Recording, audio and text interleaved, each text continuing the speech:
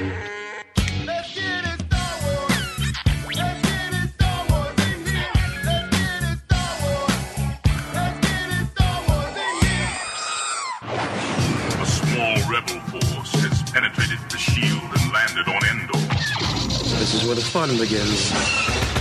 A long time ago, in a galaxy far, far away. This is Rebel Force Radio. Your source for the Force. Star Wars news and commentary. With Jason Swank and Jimmy Mack. I've seen Star Wars 500 times.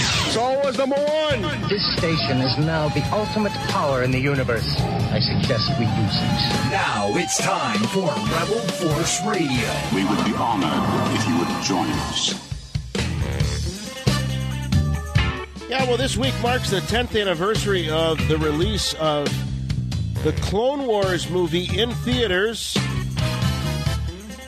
It was back August of 2008, 10 years ago, and with all the hoopla surrounding the revival of the series coming up on Disney's streaming service, you had the big panel at SDCC.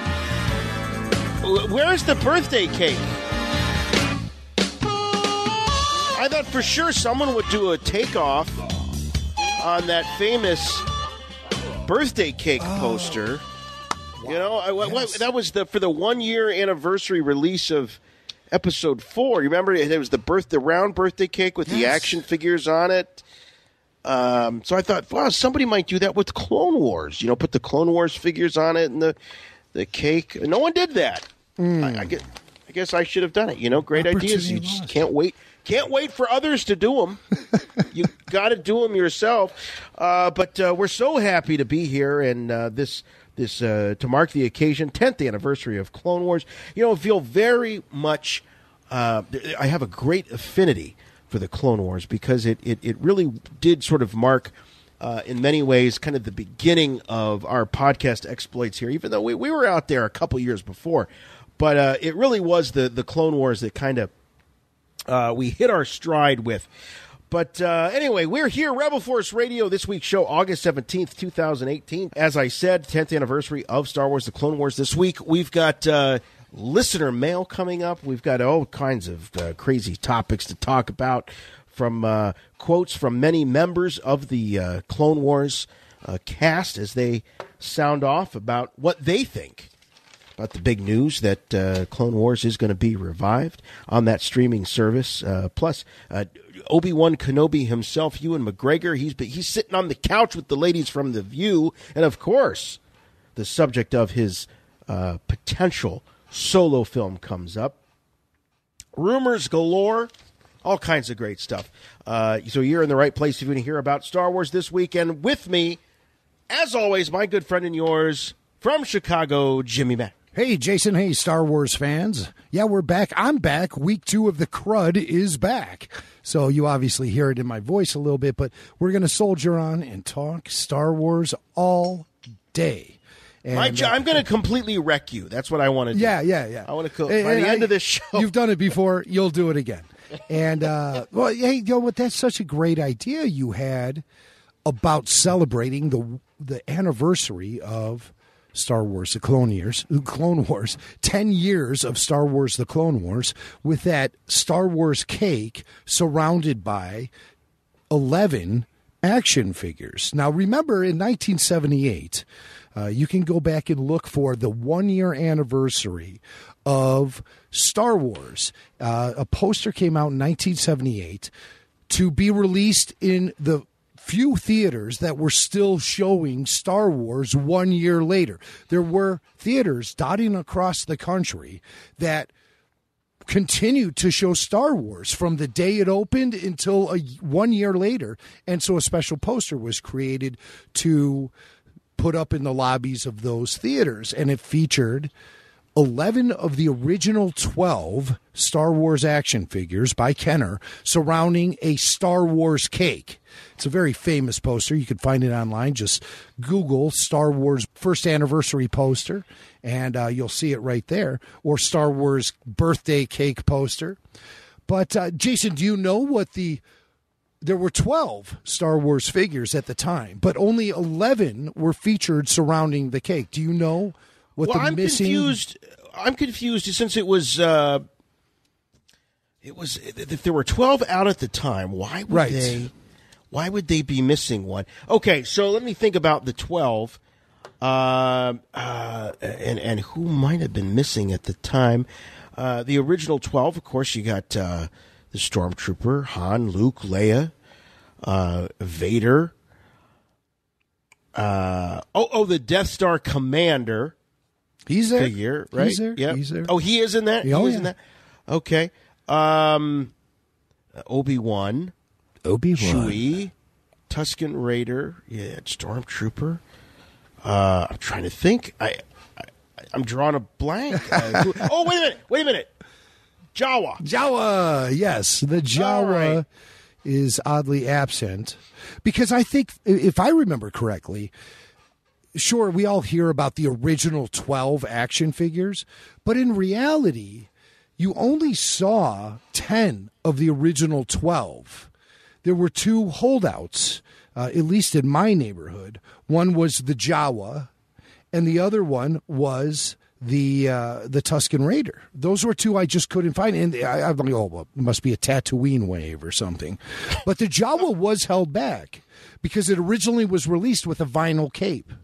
Mm-hmm. But the vinyl cape was deemed subpar, so they reissued the figure with a cloth cape, and that is the figure that went into mass distribution. But this was May 1978, and at this point, the new Jawa wasn't really in mass distribution yet. Also, there might have been a symmetry thing going on here, too, with the way the characters are surrounding the cake. I've pulled it up now, and I see that. I guess you would almost have to. I don't know where the Jawa would go. He'd have to kind of go up there towards the front. I'm slight of stature, and any time I'm in a group photo, of course, I have to be in the front row, usually kneeling, something like that. And so I'm thinking that if the Jawa was in this photo surrounding the cake, he'd have to be in the front.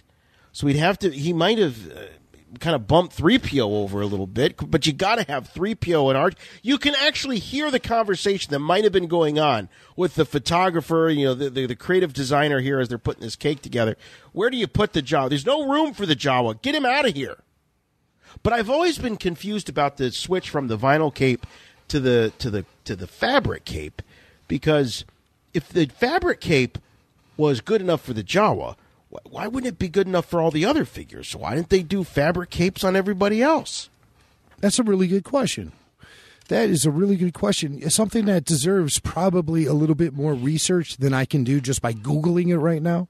So maybe we'll come back to that. And if anyone listening to the show really has some definitive answers, this is hardcore Star Wars collecting chat here going on. Original Kenner 12-back action figures. The Jawa. Why really did they make that switch from vinyl cape to cloth cape? What's the story behind that? I'd love to talk to that fella, Mark Boudreau, the Star Wars toy designer. In fact, I think his latest creation is the big sail barge, right? That was part of the crowdsourcing. He was the designer on that, wasn't he? Yeah, Jabba's sail barge. Mark Boudreau is a legendary Star Wars toy designer who has been with Kenner going all the way back to the creation of the original Millennium Falcon. And he remained with the company from it being sold to Hasbro and becoming part of that corporate empire. And he still is there at Hasbro. Yeah. I mean, the guy's a legend. He sculpted, I think, every incarnation of the Millennium Falcon that's been released by either Kenner or Hasbro since the beginning, and a number of things. And no, he wasn't working on the figures, but he might know some of the stories. I would love to know that. What a great guy to have on the show. Maybe we can make that happen. We'll see. All right. Well, I think we're going to have to... He's busy, though. we'll put up the bat single and see if he responds to it. Of course, that would be a Batman-oriented podcast he'd probably end up on. But what the hell, it's worth it. Maybe we could have our own single. We need something we could put up there, like a Darth Vader helmet, He'd see it and know that it's time to go on the Forcecast. Because if we put up the bat single, he could end up he'll end up on Fat Man on Batman. Hold on. Did you hear yourself? What'd I say? Did you hear yourself? You said Forcecast. Oh, you know why? It's... Oh, this is embarrassing. Well, it was years and years ago when I actually met Mark, and this was back in the Forcecast days, and I had pulled up a bunch of stuff on my Gmail just to see if I still had his Gmail address. I was going to send him in. That's how I act. You say we should talk to him. I'm pulling up the Gmail and stuff. So I'm looking at all of these Forcecast emails on my screen. Oh, okay. Yeah. And so something must have just clicked, and boom, here we are back. That's always weird when you listen to a radio show or and the old DJ, he had just moved over from another station and he throws out the old call letters. Oh, what a hoot. Oh, yeah. I worked at a radio station and we had to refer to the call letters as the new. Before it was like the new W blah blah blah blah blah. Right, and they did that for 20 years. Oh, yeah. Well, it's kind of like the same thing as the farewell tour. Artists that farewell tour for 15 years. We were the new whatever for a long, long time. So it's on both ends of the spectrum. But yeah, Mark Boudreau would be a lot of fun. But yeah, I've always wondered that they moved to cloth. In fact, I don't think you got soft goods. Now that's the technical term now. Soft goods on an action figure. From the time they released the Jawa, I don't think it showed up again until you had guys like Ishi Tib, Jedi Luke with his cloth cape. Yeah. And who else am I thinking of? Who's the guy with the eye patch that shows up on the Rebel base? You know what I'm talking about? Prune Face. Yeah, Prune Face. Yeah. Didn't he have this? Bib Fortuna also had some soft goods. Right, so by the time they rolled around to the Return of the Jedi, the soft cloth feature on the action figures had become kind of commonplace. But back at the beginning, it was unheard of. And the Jawa, listen, everyone, let's be honest here. That cloak, that cloth cloak was very ill-fitting for that little Jawa action figure. He was swimming in that sucker. No way is he going to take out an R2 unit or anything else. He's not going to be driving any sandcrawlers in that thing. He was swimming in it.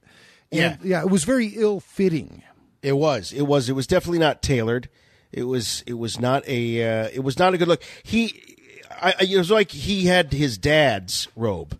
When you put on like my son will grab my shirt or my jacket after work or whatever, and he kind of walks around. Yeah, that's what that Jawa looked like. Right. Or you wearing my underpants? Whoa. Hey, is MeUndies back this week? No, and they'll never be back again if they ever hear that statement. It'd be your undies.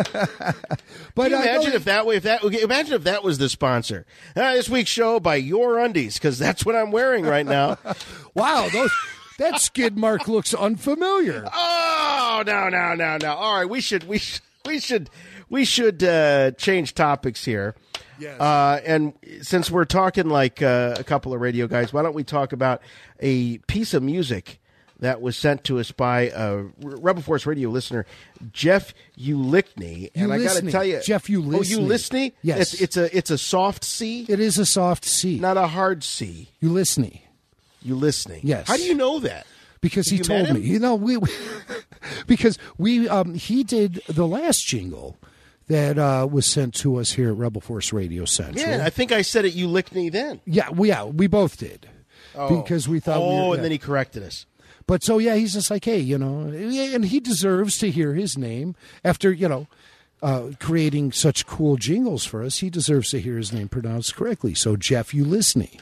And Jeff writes us at show at Rebel Force Radio, says, I present my parody of the WKRP in Cincinnati theme, Rebel Force Radio style. Man. So he calls it, Rebel Force Radio and Feeling Chatty instead of WKRP in Cincinnati. So, and he says he's going to leave it to us to fight out who gets to be Johnny Fever. But come on, we all know who's Johnny Fever in this scenario. Oh, for sure. Yeah, baby. For sure. So let's light up the candle here with the latest RFR jingle. It's a WKRP in Cincinnati parody, Rebel Force Radio and Feeling Chatty. I'm somewhere between Herb and Les Nessman, just so you know. Baby, if you've ever wondered just where it is I go, I'm sitting in the basement making podcasts. I'm making a brand new Rebel Force Radio. I'm on Rebel Force Radio and feeling chatty. Oh, I love it. Bravo. I love it. Bravo. That's fantastic. One of my favorite shows. I absolutely love WKRP in Cincinnati, and God is my witness. Oh, a classic. Now, the whole line about sitting in my basement, that's been used in a very derogatory way over the years. Oh, you're sitting in your basement doing podcast talking about Star Wars. But it's usually like sitting in your mom's basement. This is my basement. I pay for this basement. We own these suckers. All right? And I happen to have a very nice little recording studio in my basement. Yeah. So I like to say I'm in my wife's basement. I'm in my wife's basement. Well, I'll tell you what, I certainly wouldn't have this basement if I didn't make some proper choices in life, and one of those was finding the right woman to share all of this with. So, but yeah, right. So, hats off to the wives for letting us escape to our basement. Now, oftentimes when we get into our prospective basement studios, me and Jason will refer to it as, are you in the cockpit yet? I mean, that's how exciting it is for us to be down here. Mm-hmm. This isn't like the old days where I'm riding shotgun to the water heater, my friend. We have walls. This is a soundproofed environment. It's very you have a fantastic setup here. Yes, thank you. But I mean, it took a while to get here. A long time. I mean, I've been experimenting with various setups over the years, and Jim, you just finally in the last couple of years or last year, finally got your home studio. That's right. But I was spoiled because I was doing the show out of actual radio broadcast, like Chicago Broadcast Studios. Oh yeah, like CBS. And stuff. Yeah. But then really slumming it there. Yeah, you got to grab the bull by the horns after a while and just say, you know what, this is my thing, so I'm going to do it in my environment, and that's what we're doing here. Yeah, we sure are. By the way, this show this week, we're so proud, we're so happy to tell you that this show is made possible by the Rebel Force Radio Patreon community. It can be found at patreon.com/Rebel Force Radio. We thank you all so much for your support of our efforts here at Rebel Force Radio. We could not do the show this week without you. And it is our goal. It is our goal to be 100% listener supported.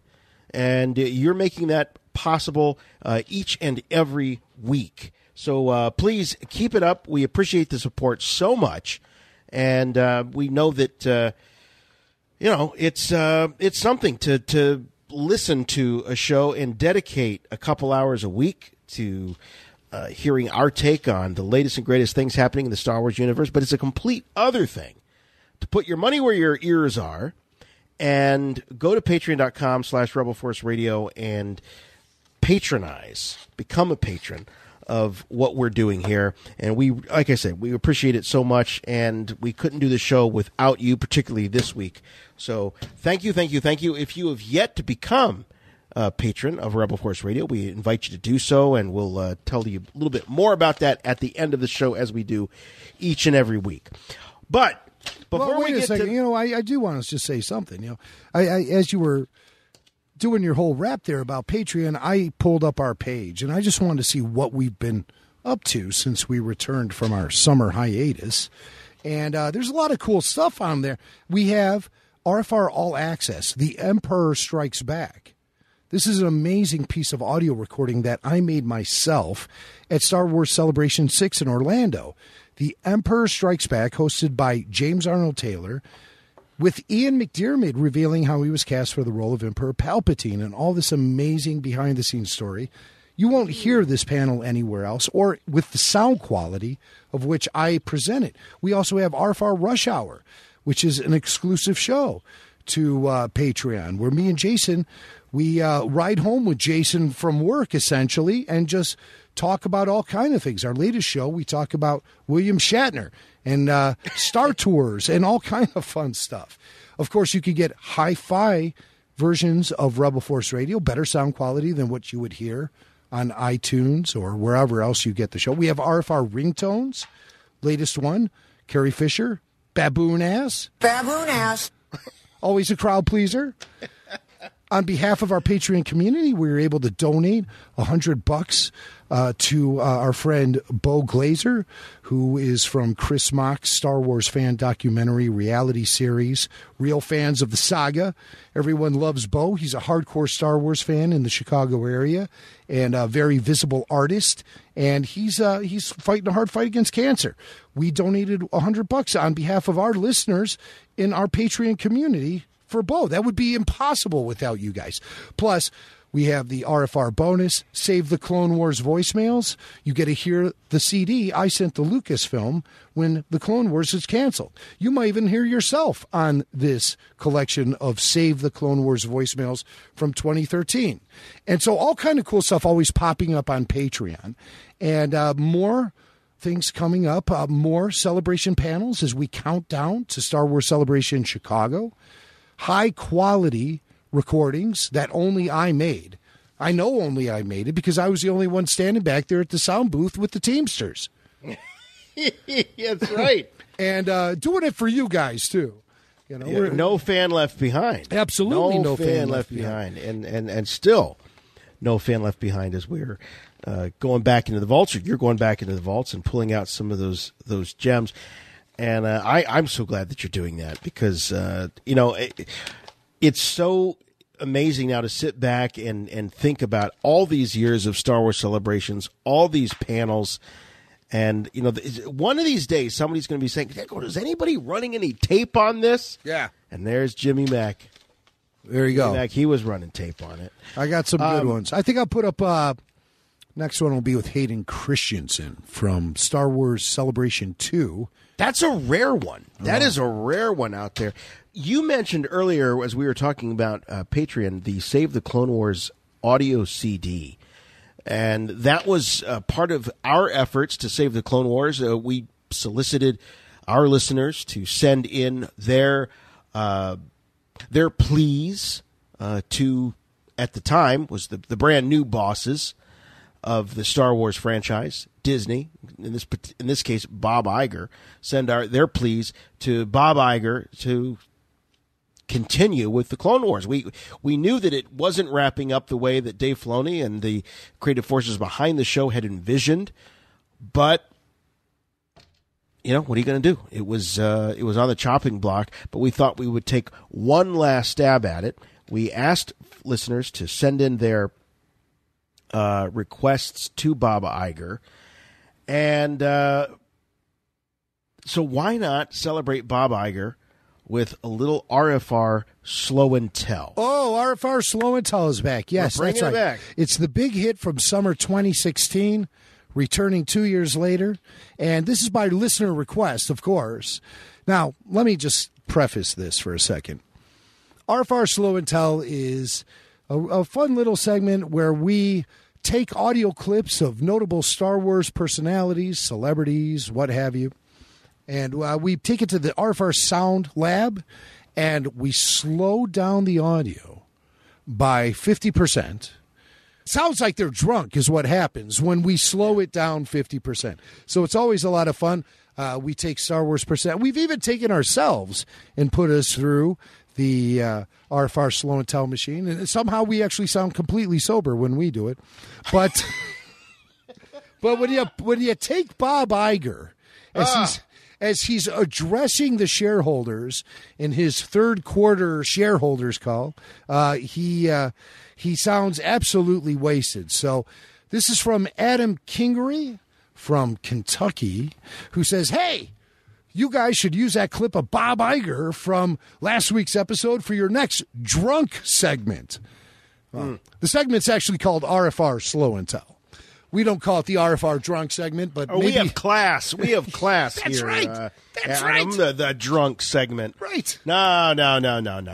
So slow and tell. So the drunk segment, RFR Slow and Tell. Here we go.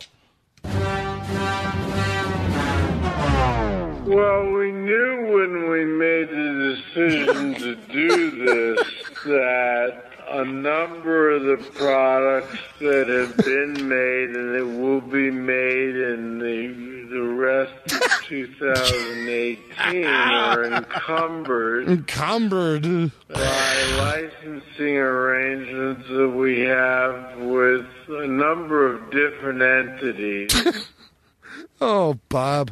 Oh. You know, it's just too much of the stuff. Sounds like someone I know. You know who I'm talking about. You do. I do. But you don't have to slow him down. He does a good job all by himself. But Bob Iger, he might have been in this state when he gave the green light to The Last Jedi. I don't know. Hey, no. See, I'm just kidding. I'm kidding. It's someone you liked The Last Jedi. I did. Right. I still think it was a mistake, but I liked it. I liked it at the time. It's just that now here's what's kind of shaded my critique of The Last Jedi. Here's something that's kind of like weighed heavily on me. Is the press release about Episode 9, the casting press release, that came out a couple of weeks ago, where it firmly said, in very clear black and white terms, the final installment of the Skywalker saga. This is it.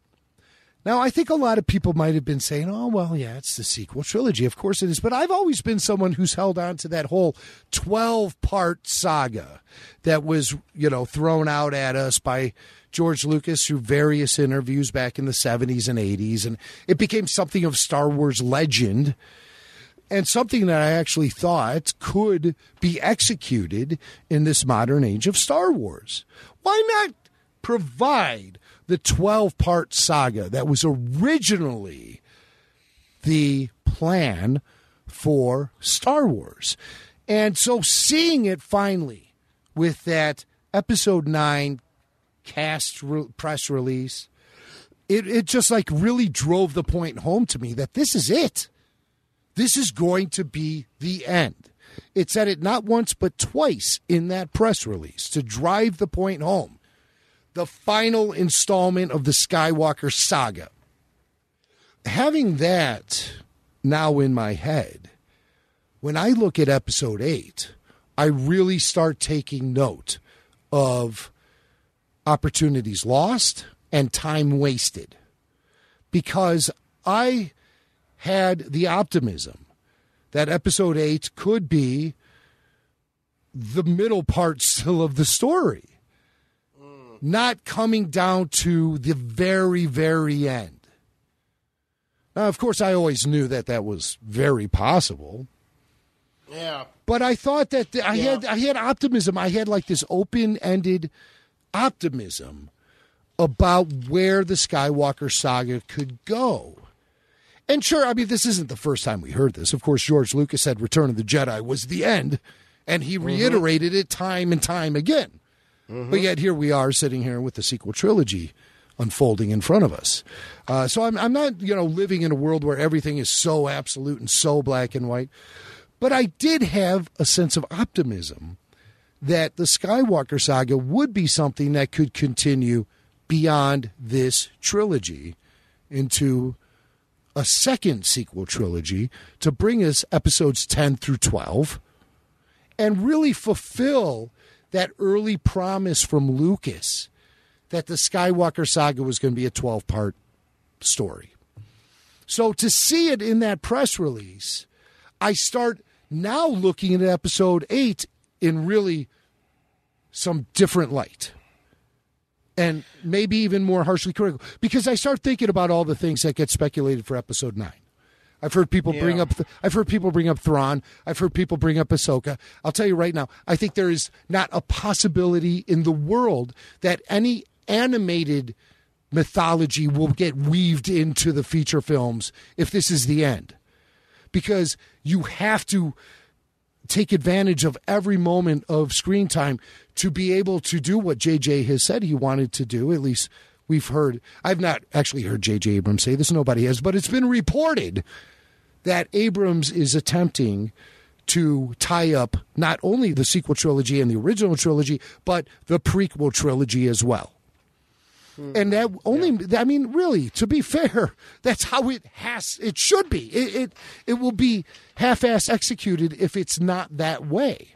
Yeah. Well, there's already all kinds of rumors about what we might see in Episode 9. There's talk, I think Mike Zero on YouTube is talking about a scene with Darth Vader, perhaps an actual confrontation or a flashback or a forceback or whatever you want to call it between Darth Vader and Kylo Ren.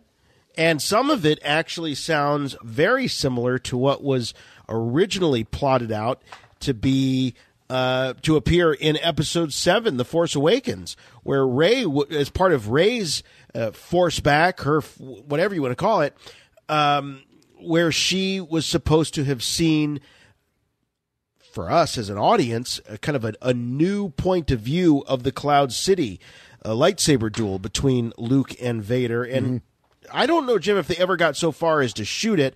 What I do know is that it was long rumored to be in the film, and Hasbro released a Cloud City Luke Skywalker figure and a Darth Vader figure in that initial wave of Force Awakens action figures, which lends credence to the fact that we were supposed to have seen this. Right on. I think The Force Awakens went through heavy editing. And the reason why we'll be able to see Carrie Fisher in Episode 9 is because so much from Episode 7 ended up on the cutting room floor. I mean, way more than what you're going to see in the deleted scenes on your Blu-ray extras. I mean, this is like legitimate stuff. We know that there were a lot of reshoots for The Force Awakens. Well, they had all that downtime after Harrison Ford was injured. And who knows what was shot during that time. Yeah. Yeah. So well, we know a lot of the business between Rey and Finn on the Falcon prior to meeting Han. A lot of that was reshot because they at first apparently they had a very adversarial kind of relationship, and then JJ thought they should warm it up a bit, and of course that's characterized the relationship, the friendship between the two characters since that point. So we don't know. I mean, I've looked at the, I've looked at The Force Awakens and tried to determine how they would take whatever footage was of Carrie Fisher, it was left on the cutting room floor, and create new story out of it. I don't know. Mm-hmm. It seems. I don't think like you can judge. A difficult thing. I don't think you can judge anything by what has been revealed publicly. I think there's a lot of stuff out there. Now the question is, how much CGI work are they going to do to her hairstyle? I think that's what it all comes down to.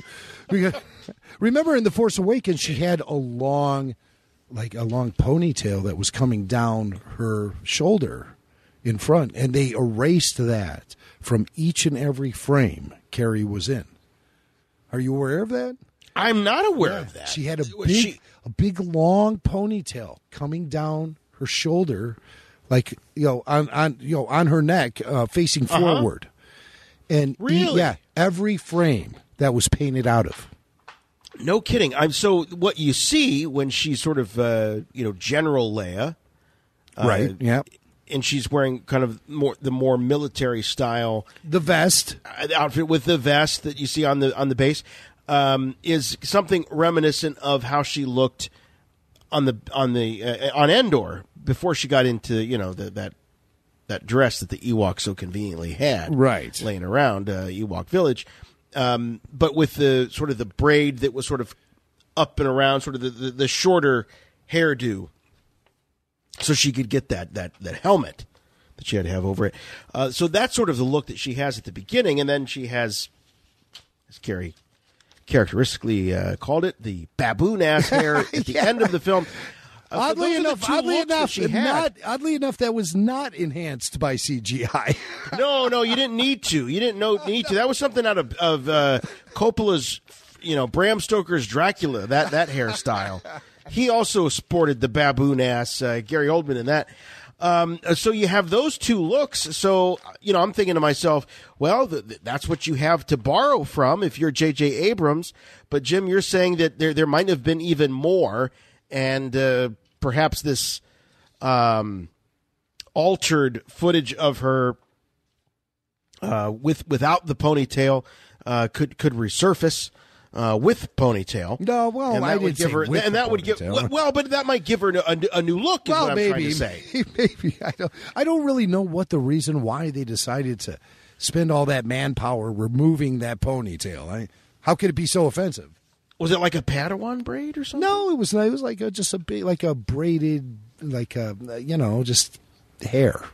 Yeah, and so I don't know why they removed that. Also, I want to clear you up on something. The Ewoks didn't just have that dress sitting around.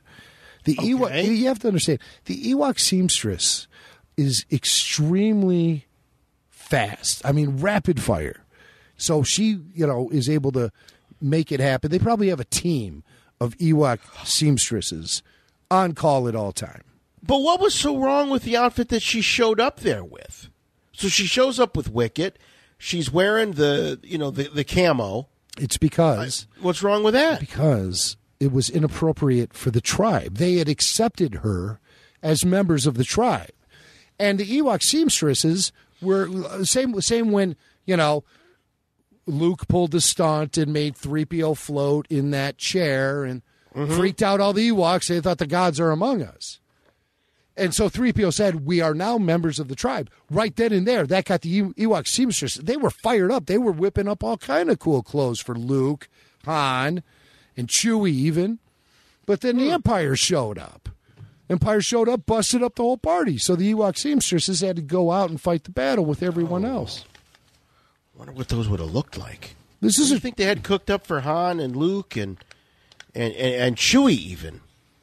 It would have been sharp. It would have been, the best pelts, and I mean they were members of the tribe, so they would have then.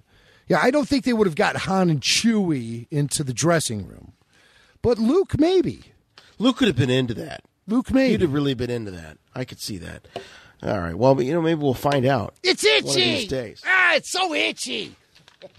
Stop whining, Luke. Hey, Jimmy and Jason. This is Jason down in Joplin, Missouri. Long-time listener, first-time caller. I just finished your August 3rd episode of Rebel Force Radio. Thank you for such a wonderful show. I was calling about the hashtag Clone Wars Saved. Thinking back to the many interviews you've had with Ashley Eckstein, James Arnold Taylor, and Dave Filoni, I thought somewhere in there someone told us that they had recorded 8 seasons worth of voice acting for the show. And it was just the animation that's not been finished up. So I was curious if you recall that at all and what your thoughts are on that. And if, I know we got those animatics released. And so I was just curious if I'm just misremembering or if that was something someone said. And if the Clone Wars Save does do well for the Disney streaming service, I wonder if those other couple seasons that they still have recorded, if we could potentially see those someday. Well, thanks again, guys, and may the Force be with you. Oh, you better believe it. I think this is something that look, there's a lot riding on this streaming service. There's so much competition in this space. They're going to take advantage of everything and anything they can. And if it's the Clone Wars that gets some traction going on with this, they're going to keep it going. Just like Fox has done with the X-Files. It's supposed to be a very short-lived reunion. We've already seen 2 additional seasons. I know that there's a 3rd on the way. They're gonna keep milking the cow. That's for sure. If it keeps producing the milk, that's the question, though. Will it produce the milk? Dave Filoni, he was interviewed recently by the folks over at IGN, and they asked him something very similar, saying, "Well, what's going on with the Clone Wars, and is this going to be using the existing material that was already laid out?" This is what our caller referring to. Our caller seemed to remember a statement made by someone associated with the Clone Wars on this about 8 show. years. So, they had recorded, and that would be extremely uncommon without contracts being signed, et cetera, for all of that. We do know a 6th season of the Clone Wars was definitely under production, and there were obviously tons of vocal tracks laid down in anticipation of that season being completed. During the production of that season, Disney canceled the Clone Wars. So a lot of those assets got pushed aside. We had some leaks of those assets along the years via things like animatics being shown on YouTube or at conventions. But it would be very uncommon for a voice cast to come in and start laying down vocals for anything beyond the season they're contractually obliged to go into and record. Now, of course, there is rollover. Some things get bounced and can get moved to the next season, but that's as far as it would go.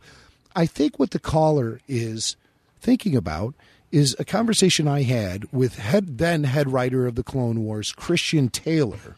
We talked at the season 4 premiere for Star Wars The Clone Wars, and Christian said that they were working well ahead on could be seasons 5, 6, 7, and he kind of indicated beyond. So I think there was a writing process going on to anticipate future seasons. But how fleshed out those things became in the script writing process, I mean, it may have been nothing more than just ideas and outlines. But Christian did insinuate, and you can see this interview, it's up on YouTube. He does seem to say that they've worked up to season 7 in the script writing process.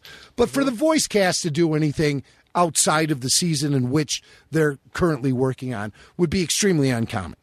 So what did Dave have to say? Well, Dave said that, he goes, well, without getting into too much detail, because I love fan speculation, but it'd be a real shame to have done all this work and not use it.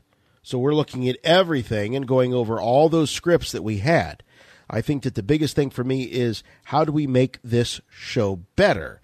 I think that means examining all of the work we had done, the work we were planning on doing, and also trying to honor the work of so many people that were in the middle of making this stuff.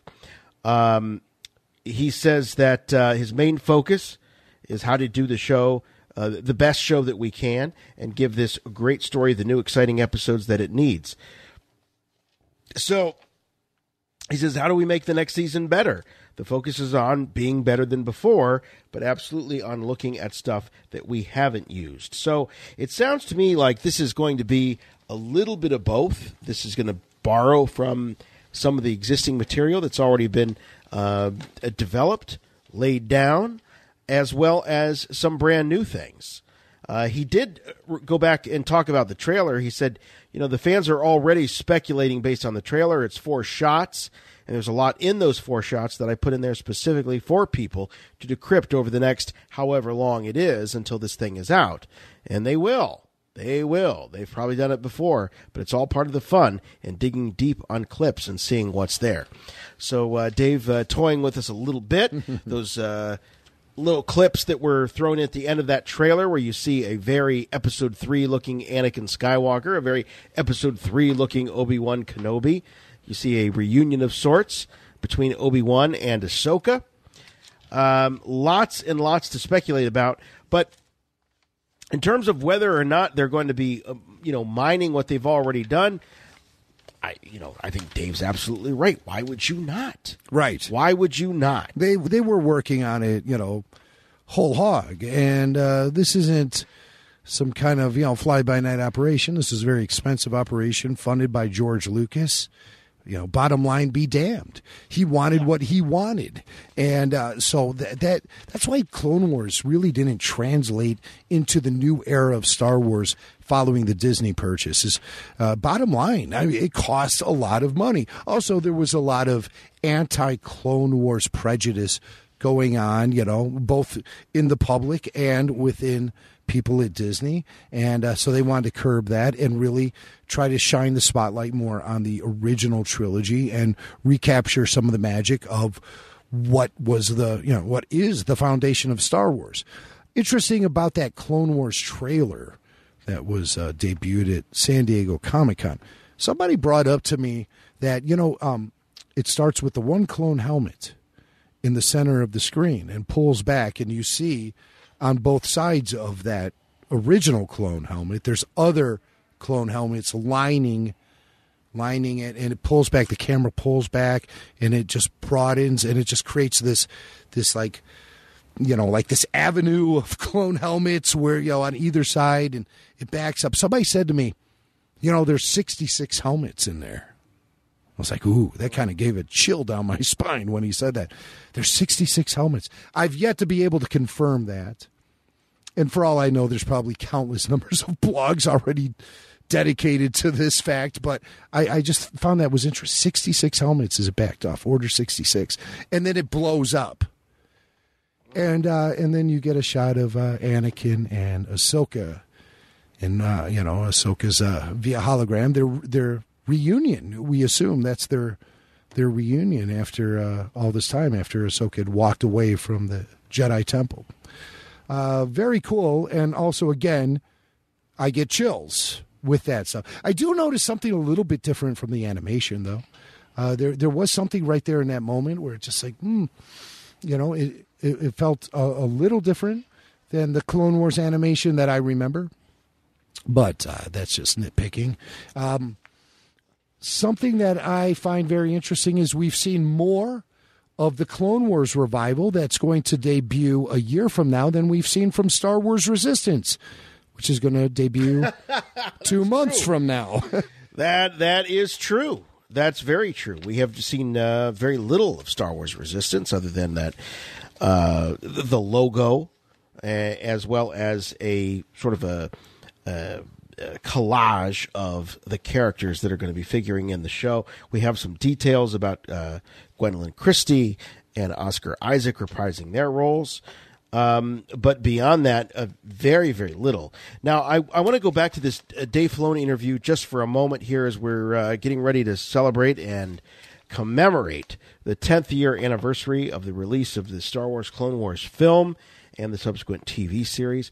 But Dave throws some major props to George in this interview with IGN. He says, because while it is this massive, expansive universe with so many characters now and many, many characters behind it, it really comes down to one creative, which is George. And I think for any artist out there, if you want to understand the story, you go back to the original material in the original hand and listen to him and what he was doing. And then you can kind of take it from there and expand and be creative in your own way, which is what I've tried to do with the series that I've done. And I think that Dave has done an excellent job. We know that he learned at George Lucas's knee. And again, this interview is definitely worth reading. You can go over to IGN and do a search, or just do a Google search for Dave Filoni, how Season 4 almost ended with his Clone Wars revival plans. But Dave does talk about how it is his obligation to pass on what he has learned, as Yoda said, and to teach how to write and how to navigate this crazy world of Star Wars as a creative in the best way possible, just like he learned from George Lucas. Something funny, Jim, that he said, for somebody like Dave Filoni, who's there in the hallowed halls of Lucasfilm, he says that he has some fun conversations with people. And he says, occasionally even the filmmakers will paint themselves into a corner, and he'll just kind of stand there and say, "Yeah, that happened to me before. I remember. I remember how that goes. Good luck with all that." But Dave's been telling stories in the Star Wars universe for a long time, and then here are these kind of I don't want to call them upstarts, but these people are kind of diving in, and they end up in the lunchroom with a guy like Dave Filoni, and he's like, "Oh, yeah, I can relate. That happened to me before, but we got through it." So I just think it's fun that we've been covering a guy like Dave Filoni for a long time, and now here he is. He's the wily veteran. Oh, my God. He's the guy. He's the connection to the maker himself, to George Lucas. And, he's the guy that can sort of give these new folks the confidence, and in some ways, what they need to be able to tell stories in this ever-unfolding universe. Yeah, and it sounds like he's serving in kind of an almost floater capacity there at Lucasfilm, where he could be called into anything from, filmmaking to live-action TV to animation, and, just bring him, I remember that when I got into that conundrum. And but, I mean, that's good for Dave. But what does that mean for Dave? Does this mean he's being groomed for a position that may put him more in a supervising realm to look over Star Wars? Or is he really just focusing in on the revival of Clone Wars and the potential resurrection of Clone Wars? A case of Disney realizing that they can put their strongest strength in charge of something that he's been, shepherding for all these years.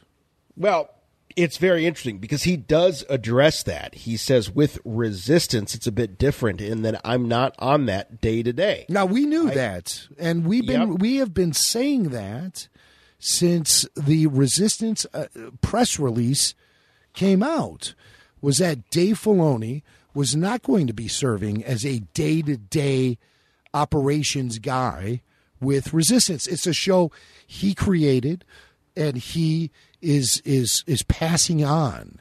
I've seen this happen a lot of times in television, where writers will create a series, sell the pilot, and then move on and leave it to others to, sometimes they'll serve as a executive producer in some sort of consulting capacity, but for the most part, they're hands off on the day-to-day operations. And we knew this was the case with Star Wars Resistance the day it was announced. Yeah, that's true. We knew he wasn't going to have the same kind of role, but he does say, again, in this interview with IGN, he says, obviously with Clone Wars, I'm very in the weeds on that, and will have to be, because I myself have had to go back and watch a whole bunch of stuff that I had done. I went back and watched Revenge of the Sith and Attack of the Clones in depth again. I'm like, I have to upload this whole timeline, just the intricacy of how the clones got made and where Dooku was, and all of those things were stuff that I was just doing from memory at the time because I was in it. So Dave is saying he had to go back. He had to sort of, as he calls it, re-upload the chip that has all of that information in it as he gets back into the driver's seat of Star Wars: The Clone Wars. That's interesting to me that they're going to take a guy like Dave Filoni and throw him on something that is, in a sense, a revival of an old series, and sort of not have him working on the new series, for a company that's talking a lot about killing the past. They seem to be taking one of their A players and having him focus very much on the past. Yeah. As Clone Wars gets revived. But you always think that, is that coming from a pragmatic place, which who else to do it? Who else to bring the Clone Wars back than Dave Filoni? Of course he would have to be very, very involved in going back into that world. Yeah, of course. And it's interesting to me because when the Clone Wars was canceled in 2013, I'm like, oh, man, this show has a lot more life to it. The cast is so great. They're so into it. The chemistry of the cast is something that's off the charts. How can you walk away from something like this?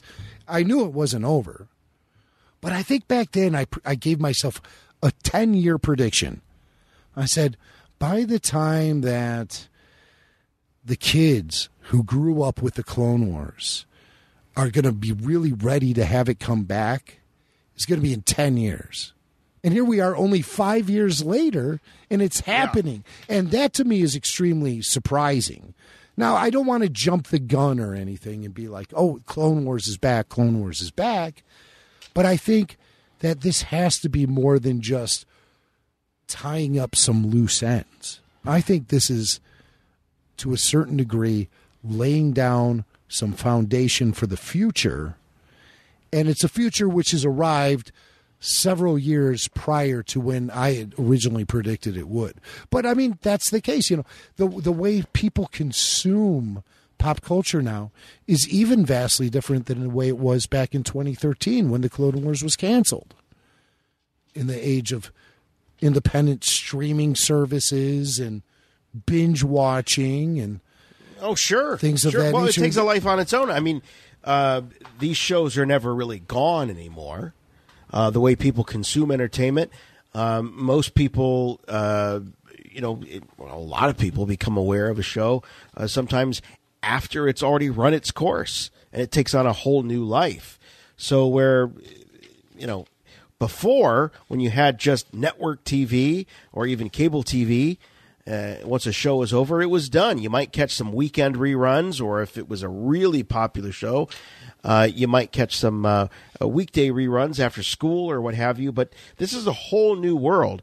But as I said before, I fully believe that if this show proves to be, any kind of a real hook or magnet for subscribers to this new Disney streaming service, they're going to keep it going. Oh, yeah. They're not going to just stop at 10 episodes or 12 episodes or whatever it is. Right. They're going to keep it going. It is a very, very ripe era for storytelling, continues to be so. And, it spans, 2.5 years, the Clone Wars? 2 years, 3 years, something like that. I think 3 years. 3. Yeah. There's still a lot of stories to tell, and it could potentially be told even beyond that. Under the Clone Wars umbrella, you could even move it fast forward way into the future and feature Ahsoka hooking up with Sabine on that mission that out to go find Ezra. You never know how this will all tie in and under what title it will happen. Yeah. But I think the key to the Clone Wars is always going to be Ahsoka. And if you're going to want the Clone Wars to continue, you're going to have to find a way to feature Ahsoka Tano. And, I think another series is really in the future that's going to feature Ahsoka and Sabine going off to find Ezra. Dave Filoni hinted as much in the special features of the season 4 of Star Wars Rebels, the Blu-ray. Now, Ahsoka, she's played a part in Ezra's life. So her showing up at the end as a guide for Sabine makes a lot of sense. It's within the show structure itself. Nothing really ever ends. Things end, they begin. They end, they begin. So the end of Rebels is just the beginning of another story. And in this way, it's a story even more focused on Sabine and what she's become. These two women that I think are super strong, interesting characters ride off into the future. What will happen? What adventures do they have? I find that interesting. That's the next story to be told, is the story about Sabine and Ahsoka. Yeah. And but when is it going to be told? Who knows? I mean, if the Clone Wars takes on a whole new life, if it's resurrected, it could run another 5 years or so. Well, I personally think, and I don't know if I've said this publicly on the show. I know I've had some conversations with some friends, but I really do believe that one of the byproducts of this revival of the Clone Wars is going to be an appearance by Ahsoka Tano in one of the live-action films, whether she gets her own or she shows up in one of the movies. I think that that's what a lot of this has to do with bringing her back to the forefront, like Rebels did, but showing her, a little bit more in her prime as that newly self-exiled Jedi. This is not a character that Disney can afford to ignore. Very popular character, obviously fits in with some of the current trends. So I think that an Ahsoka film is definitely on the horizon, and could account for some of the reasons that or the reasoning behind that sort of abrupt cancellation or halting of some of the things that were in development. Yeah. And and if Dave Filoni, if they're in a position where they got to keep Dave happy, I can't think of much that would make a guy like Dave Filoni happier than seeing Ahsoka Tano, his creation, his and George's, on the big screen, live action film. I think that is totally going to happen in the future. I really do. But I don't see Ahsoka showing up in episode 9. I don't see. Oh no, she's not going to get shoehorned in. A lot of people have that they're throwing that wish out there, at least what I see online. But I do not think there's a chance in hell you're going to see Ahsoka in episode 9, not even in the background. Nothing. And that would be stupid to shoehorn her into it. I think an Ahsoka standalone film in the future is something that is far more plausible, and I predict that will happen. I definitely predict that is something that will happen.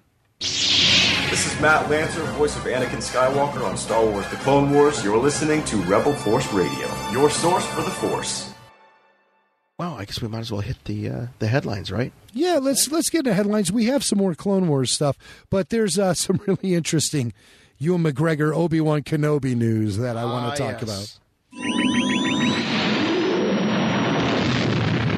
I have good news for you, my lord. That's good news. Come closer, I have good news. All right, Ewan McGregor making the rounds, promoting his new film. What is it? Paddington Bear?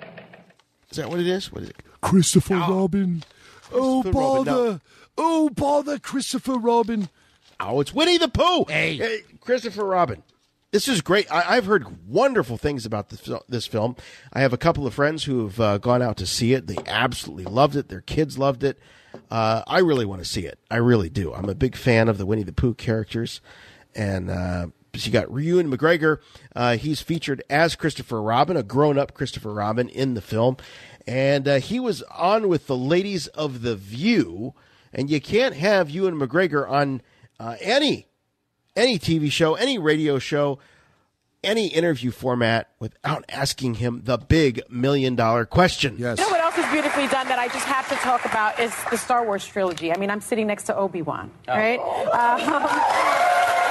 there's been a lot of, one of the Obi-Wan Kenobis, the young Obi-Wan Kenobi. Yes, that's right. Now, there has been a lot of talk about maybe you coming back. Yeah. If George Lucas calls you, are you in? Yes, I would totally do it, of course. Oh, stop the tape. Wait a minute. Hold on. Stop the tape. If George Lucas calls you, where's this woman been? Who is this? Which one of those View babes is it that's talking there? I didn't recognize her. I don't watch The View at all, what year is this? Is this like 1990? What? If George Lucas calls you... Well, she's obviously clueless. Obviously, she mentions the Star Wars trilogy, coming out of the gate. And it's just like, right. You're speaking in terms of 1983. I think her name. Yeah, it's evolved a little bit since then. Is this John McCain's daughter? Is that the one this is? I mean, I don't know who. I just don't. I don't recognize the people on The View, and I tried to look. No, I mean, I don't know. I just don't know. Star Jones, is that who it is? I don't know if she's. Is it Whoopi? It's not Whoopi. I recognize Whoopi's voice. It's not Whoopi. It's not Paula Ferris. It's not Rosie O'Donnell. All right. But I think I can't remember, but I think it could be Star Jones. But she mentions Lucas. She mentions the trilogy. So you know, if George calls you up, what is this? The Yoda questionnaire? Come on. All right. Here we go. Let's hear what Ewan says. Let's hear it again. He humors that, But all right. Let's see what he has to say. Okay. You know what else is beautifully done that I just have to talk about is the Star Wars trilogy. I mean, I'm sitting next to Obi-Wan, right? And there's been a lot of, one of the Obi-Wan Kenobis, the young Obi-Wan Kenobi. Yes, that's right. Now, there has been a lot of talk about maybe you coming back. Yeah. If George Lucas calls you, are you in? Yes, I would totally do it, of course. Oh. Yeah. There's no plans as such to do it, as far as I know. But it's so funny. I've been asked this question for years and years, and I would be happy to do it. I think there must be a good story to tell as they're doing spin-offs. There's likely to be a good Obi-Wan between maybe me and Alec Guinness in that time. There must be. But I've answered yes so many times. It looks like I'm sort of touting for work at Disney's door. You know what I mean? I know that you're quite busy. It's fine. Yeah. Hey, there's no shame in that. There's no shame. I mean, he's not going around just saying, "Oh, hey, by the way, in case anybody's interested, I would love to do an Obi-Wan Kenobi movie." It's always after he's been asked.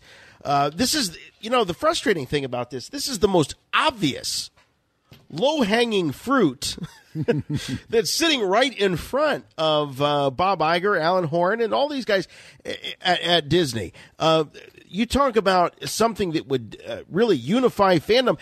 I can't think of anyone, Jim, that would turn their nose up at an Obi-Wan Kenobi film starring Ewan McGregor, telling that story of his exile there on Tatooine, or maybe the first part of a trilogy of stories of Ewan McGregor of Obi-Wan's time there on Tatooine. This is something that I think is universally supported and loved by fans. I just don't know why this is so hard. Well, slow down. There is a Star Wars film in production, Episode 9. There's a TV series in production. There's all kind of stuff happening, swirling around Star Wars. The story of Obi-Wan Kenobi.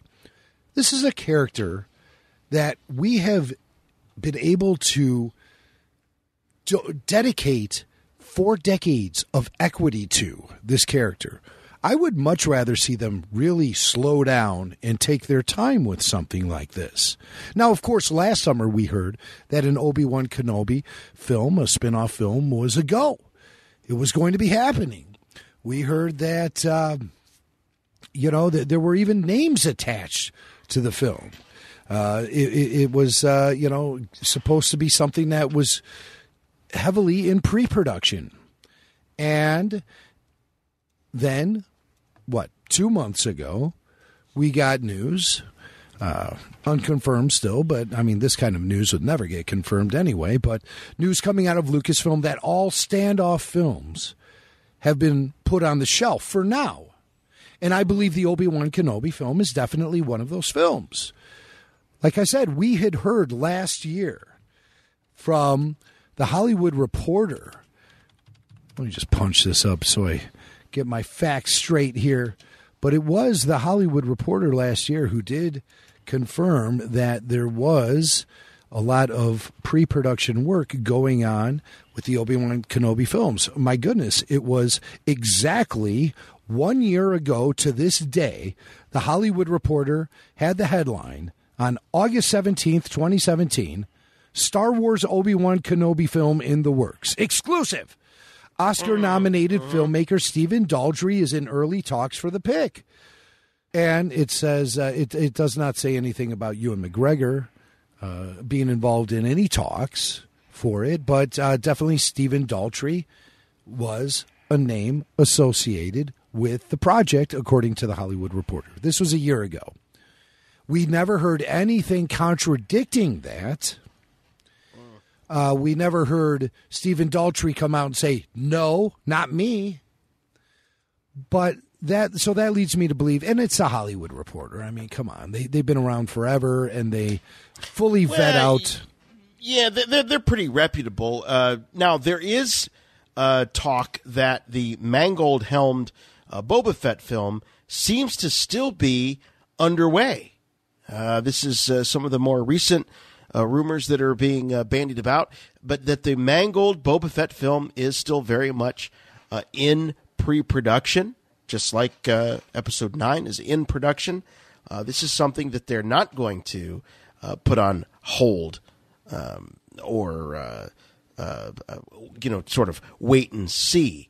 They want to get the Boba Fett film out. And I'm not quite sure that this is going to, to quote Luke Skywalker, turn out the way you think. Mm-hmm. This, I have my doubts about when you look at a Boba Fett film versus, say, an Obi-Wan Kenobi film, starring a guy like Ewan McGregor. So much work. It's a contest. So much work was already done on the Boba Fett film to begin with.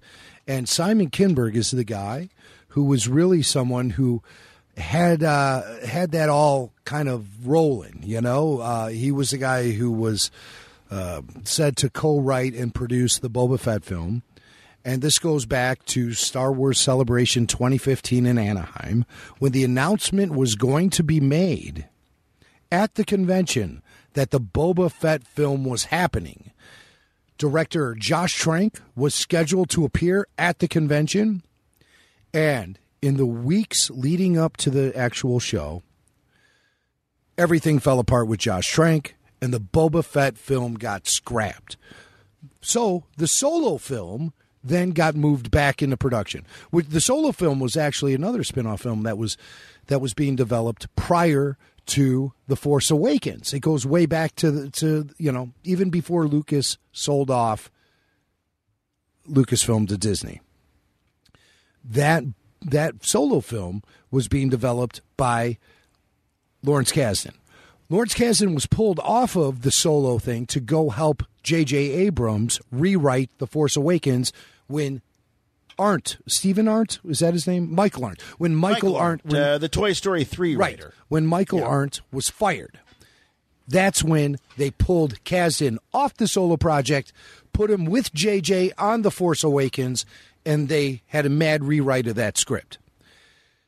When The Force Awakens ended, they were planning on going into the Boba Fett film, along with Rogue One. And so it was supposed to be, the rollout was supposed to be The Force Awakens, Rogue One, Episode 8, Boba Fett film, Episode 9, and then who knows. Mm-hmm. But when the Boba Fett film blew up, they went to Kasdan and said, we got to do the Solo film now. And he said, we're doing the Solo film. Yes, we're doing the Solo film. You're going to write it. Get to work. So that's why he had to bring in his kid, John, because he was so cashed out from writing The Force Awakens. He didn't have enough mojo to go back into the tank to work on the Solo film. So that's how it all happened. So but what I'm trying to say is that a lot of work has been done on the Boba Fett film already. I mean, it might even be like ready for cameras at this point. Obviously barring a lot of, there's still a lot of pre-production work. I mean, if they're going to bring somebody in, I'm sure a lot of the Josh Trank stuff is going to be reworked. But like I said, Simon Kinberg is the guy who has been spearheading this Boba Fett film since the beginning. And so James Mangold, he's brought on to work on this film. This was reported back in May this year, May 24th. Star Wars Boba Fett movie in the works with James Mangold is the headline on Hollywood Reporter. So like you, Jason, I think that is the most likely next film to happen after Episode 9 is the Boba Fett film, simply for the fact that there's been so much work done on it.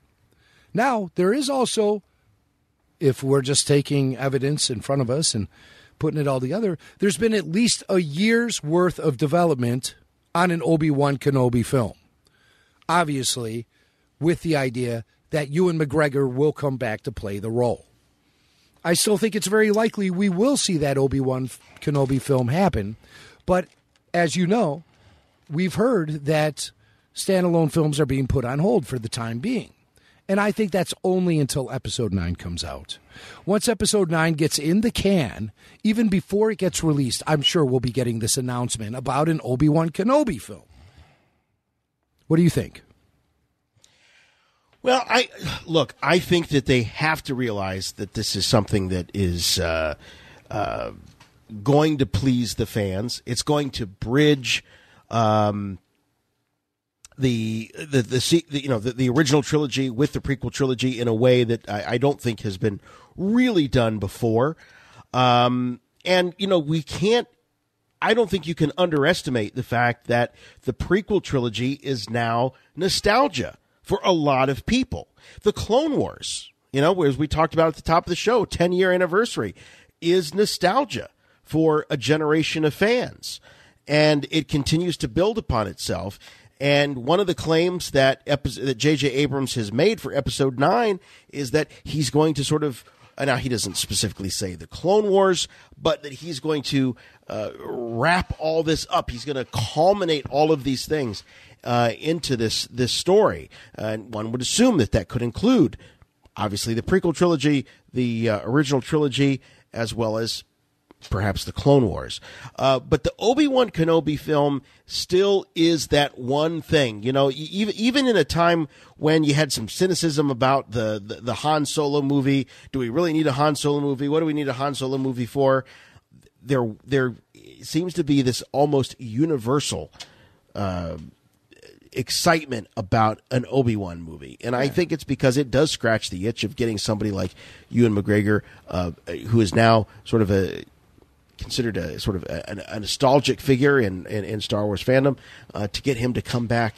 And as well as, I think there's also that whole Wild Wild West thing going on. I mean, when you see Obi-Wan hanging out in the cantina as an old man cutting off people's arms, you think, well, wow, what was this guy like 10 years before? Right. How fun would this be? And John Jackson Miller wrote the Kenobi novel, which was something that really highlighted that aspect and just gave you an idea of the potential of what an Obi-Wan Kenobi film could possibly provide. And like you said, Jason, it definitely did include a lot of that wild, wild west aspect to it. And it was very cool to see a character that we've known so well for 40 years acclimate himself into what is a classic American Western environment, that being Tatooine, with all the cool Star Wars accoutrement.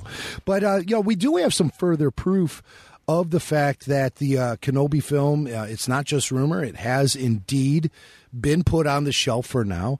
We have a quote here given to cinemablend.com's Eric Eisenberg, a quote from a guy named Neil Lamont. And Neil is a guy he's a production designer at Lucasfilm. He's been a guy who's been associated with Star Wars films for, years, even going back all the way to, I think, Return of the Jedi.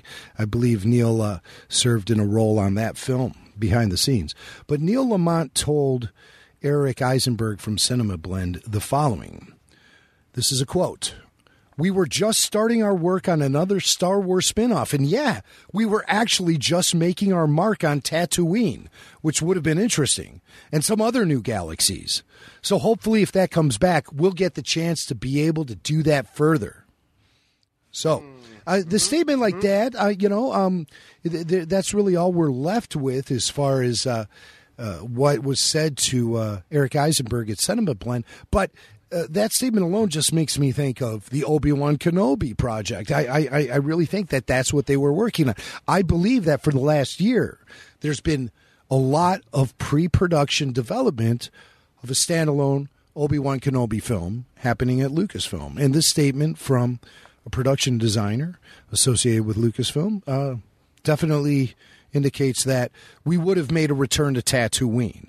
So who would have been hanging out on Tatooine? Well, Obi-Wan. That's who. Now it's also possible, Jason, that the Obi-Wan the film could be maybe pushed aside to instead take a deeper dive into Obi-Wan Kenobi's downtime on Tatooine during those 2 decades. That could be explored in a TV series, maybe a season of the live-action Star Wars. We'll feature 10 episodes starring Ewan McGregor and really flesh out that story beyond what a film could do. And I think there's a lot of potential in something like that, and that has to be something that's being thrown around in the Disney boardrooms. How can we best capitalize off of this character who has all those decades of fan equity, character development, and all of the above? And on top of it, we have access to an actor like Ewan McGregor, who definitely would bring a lot of credibility to the project.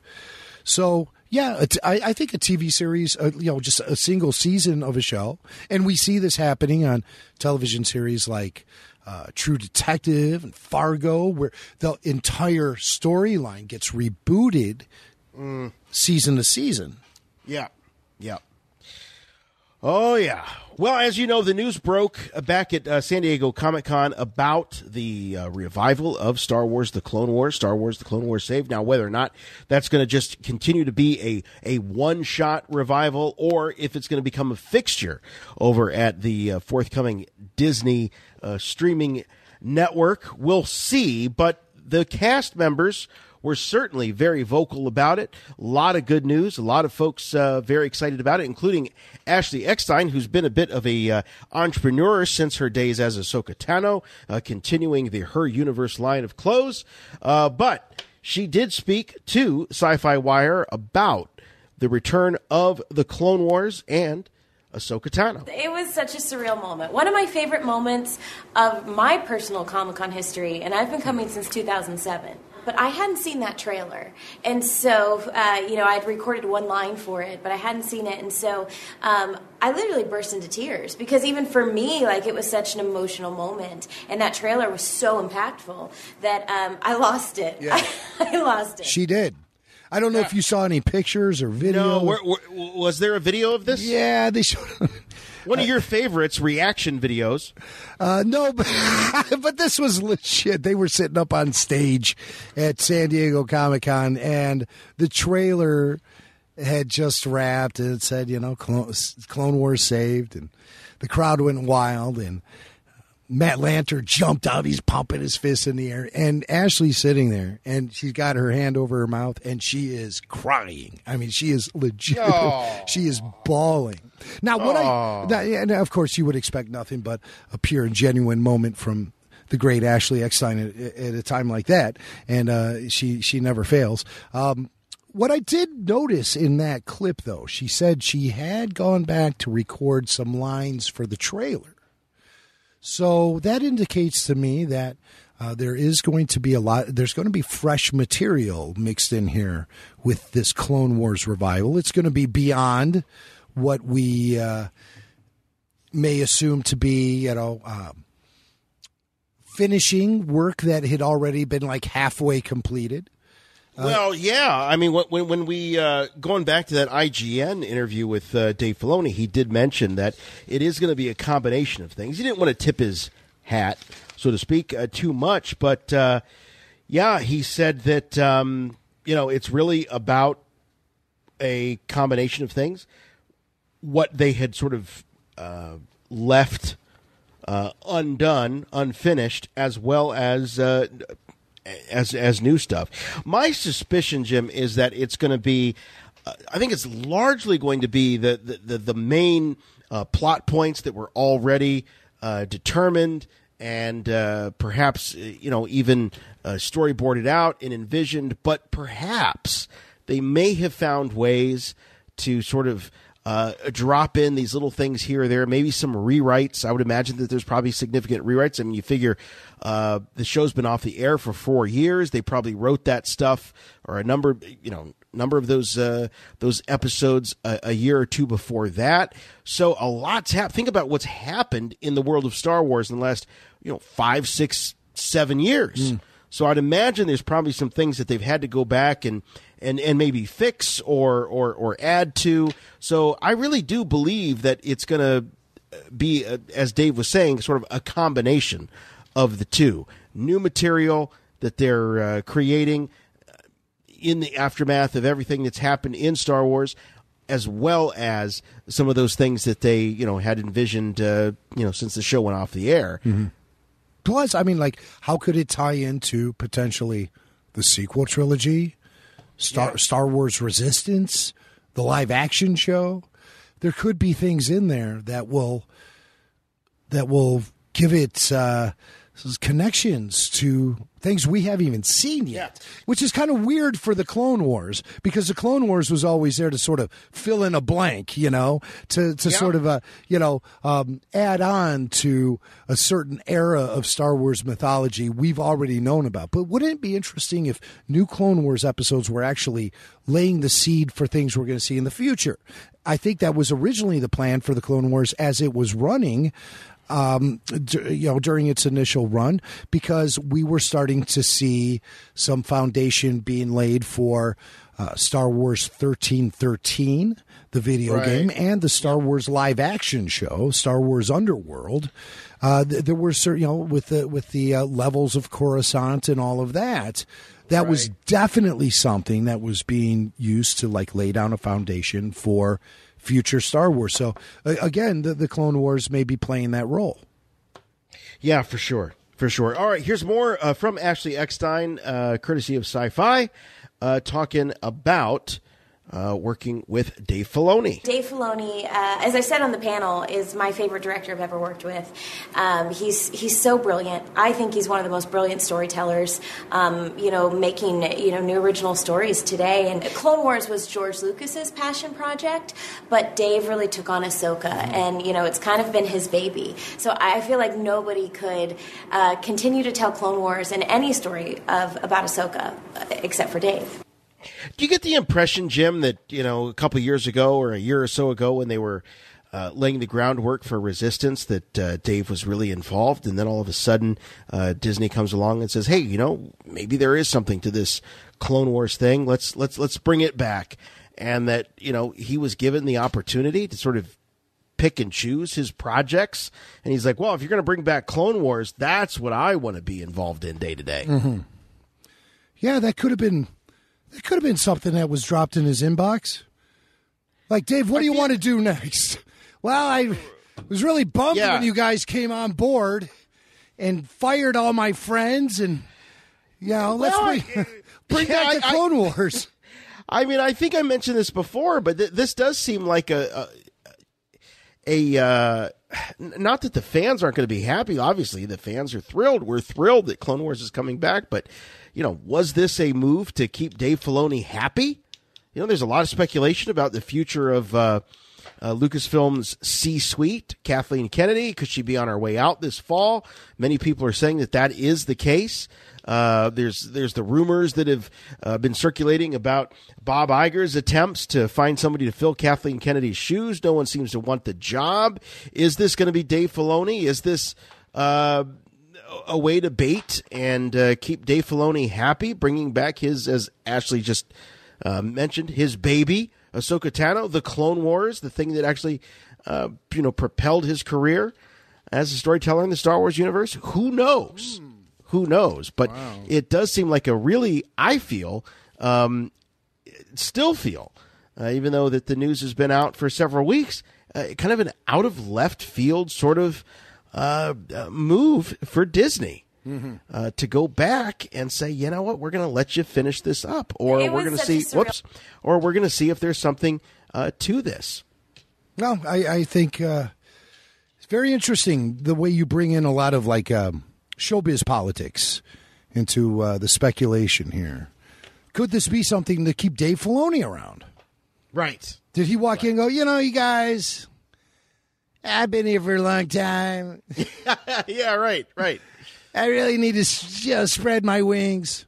Well, but Dave, slow down. You love Star Wars. You live for Star Wars. What can we do to keep you around? Yeah, that Clone Wars thing, I was kind of really into that. All right, fine. What do you need? What do you want? 12? Give him 12 episodes. We're giving you 2 more episodes than we gave Favreau for the live action show. What do you think about that, Dave? Yeah, it's pretty good. At 20% of the money, I'm sure. Cha-ching. Yeah, right. If that. If that. All right, here's one last from Ashley Eckstein. Here it is, the future of Ahsoka Tano. As long as Ahsoka lives, which we know now, I mean, Ahsoka has gone off looking for Ezra in Rebels. We're about to tell more Clone Wars stories. So Ahsoka lives, and I think, as long as Ahsoka lives, there's going to be more stories to tell. And aside from Clone Wars, I know nothing. Let's set the record straight. I know nothing.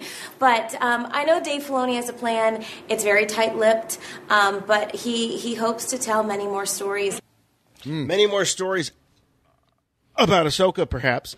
Look, I think there's no doubt. I think there's absolutely no doubt. This is a character that is just perfect. Once they get past what I feel is the most obvious one, which is the Ewan McGregor starring Obi-Wan Kenobi film. That aside from that, I got to say, I think the character that's just the most ripe for a standalone film is Ahsoka Tano. Mm-hmm. It is Ahsoka Tano. There's no question. I can't believe, Jim, we think about 10 years of the Clone Wars. 10 years ago, we were like, what is this Ahsoka character? And Anakin had a Padawan, and it was a girl. And Anakin had a Padawan? What is this about? And 10 years later, here we are saying, the most natural Star Wars character to get one of these spin-off films at this point, once we get through Obi-Wan Kenobi, if that's indeed to happen, is Ahsoka Tano. Yeah. And I really believe that. That is interesting. Obviously, George Lucas knew what he was doing because he was basing his future of Star Wars on Ahsoka back in 2007, 2008. And here we see history repeating itself. That could very well be the case, Jason. And I think, with all of our discussion during the course of this show, I really can't help but walk away convinced that an Ahsoka Tano film is definitely something that is going to be part of the future of Star Wars. It's just when will they finally pull the trigger on it?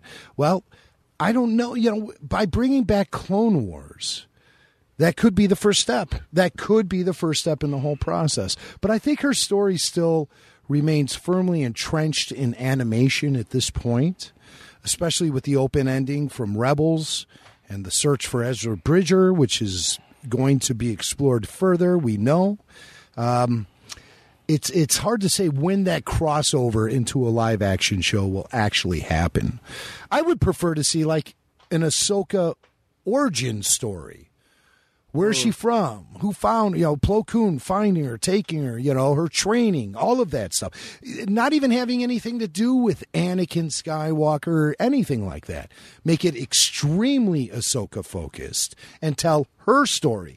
Go on her first adventure outside the Jedi Temple. All of that stuff could make for an amazing film. An amazing film. Yeah. Yeah, I mean, look, the fact of the matter is that if you do a live-action Ahsoka film, what are the other characters that are going to surround her? I mean, if you do it during the Clone Wars era, then you're going to need to introduce Anakin Skywalker. You're going to have Obi-Wan. You're going to have all these. So I think it's got to happen independent of that. I think this is going to be and what we're going to see in this revival of the Clone Wars is an Ahsoka who's on her own. This is pre-Fulcrum days. That we get into in Rebels, but it's post Jedi, but Jedi Temple days, and I think they're going to have to find a way to sort of create a cast of characters around Ahsoka that are not entrenched in such a heavy in such a heavy way in terms of these big canonical major legacy characters. So I think that what the Clone Wars revival might do is it's kind of like when you watch the old sitcom in the 80s and they're trying to create a spin-off. They did that with Cousin Oliver and the Brady Bunch. I think that in a lot of ways that the Clone Wars revival is going to do that with Ahsoka. We might get introduced to a brand new cast of characters that are surrounding this character where she is in hiding and isolation or whatever's going on with her, and that could carry a live-action series, or excuse me, a live-action film. I don't think we're going to see an Ahsoka Tano live-action film that's going to focus around her days in the Jedi Temple. I don't think we're going to see Plo Koon. I don't think we're going to see Anakin or Yoda or Obi-Wan or any of those characters in it. But it could very well be this sort of, Jedi on the lam, this sort of Jedi on the run. Mm-hmm.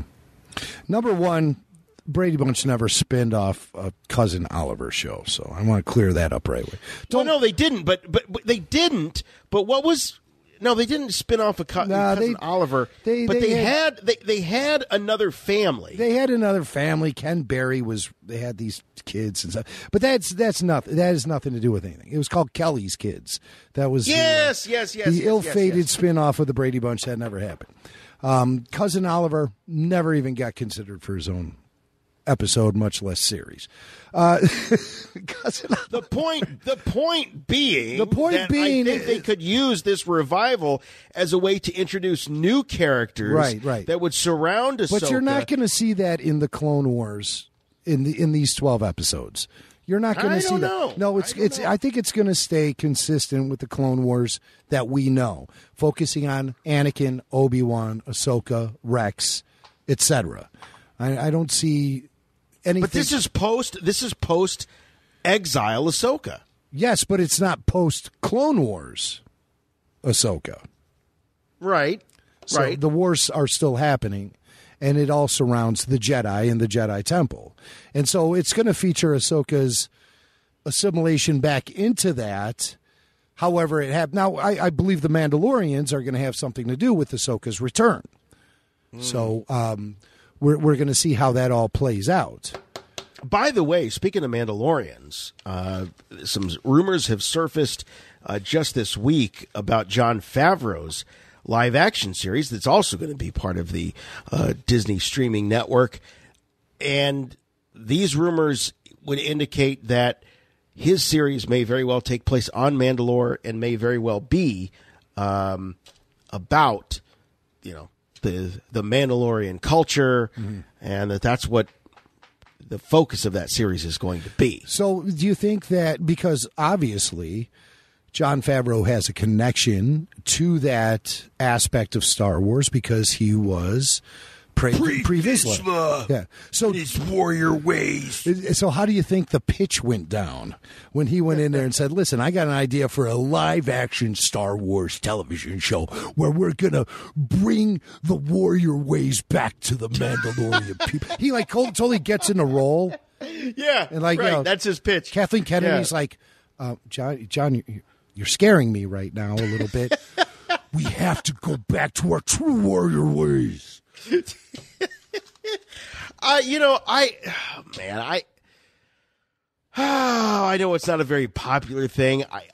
I'm sorry, I've never been all that excited about Mandalorians. Oh, dude, it's not one of those. Dude, a lot of people have Mandal burnout right now. I quite honestly, I thought it was all pretty much fleshed out in a very decent way in the Clone Wars. I'm not the only one. I'm not the only one. I certainly felt it in season 3 and season 4 of Rebels. I have had enough with the Mandos, really. I've had enough with the bastardization of one of my favorite characters, Boba Fett. I've had enough with the mass production of that character. I think it's gotten absolutely ridiculous. To me, what it indicates is a lack of any fresh or new ideas to continue down this Mandalorian path. Is that all you got? Can you give us something a little more fresh, maybe? It just seems like recycled. I tell you what, recycled. I'd rather the Favreau show be Tales from Jabba's Palace than absolutely. I would. Oh my God! Honest to God. Yeah, or even again the Kenobi on Tatooine premise. Why does it? It doesn't have to be a film. Make it a 10-episode season. Wouldn't that of a be something? Show. Wouldn't that be something? Yes. Instead of going back to Mandalore again.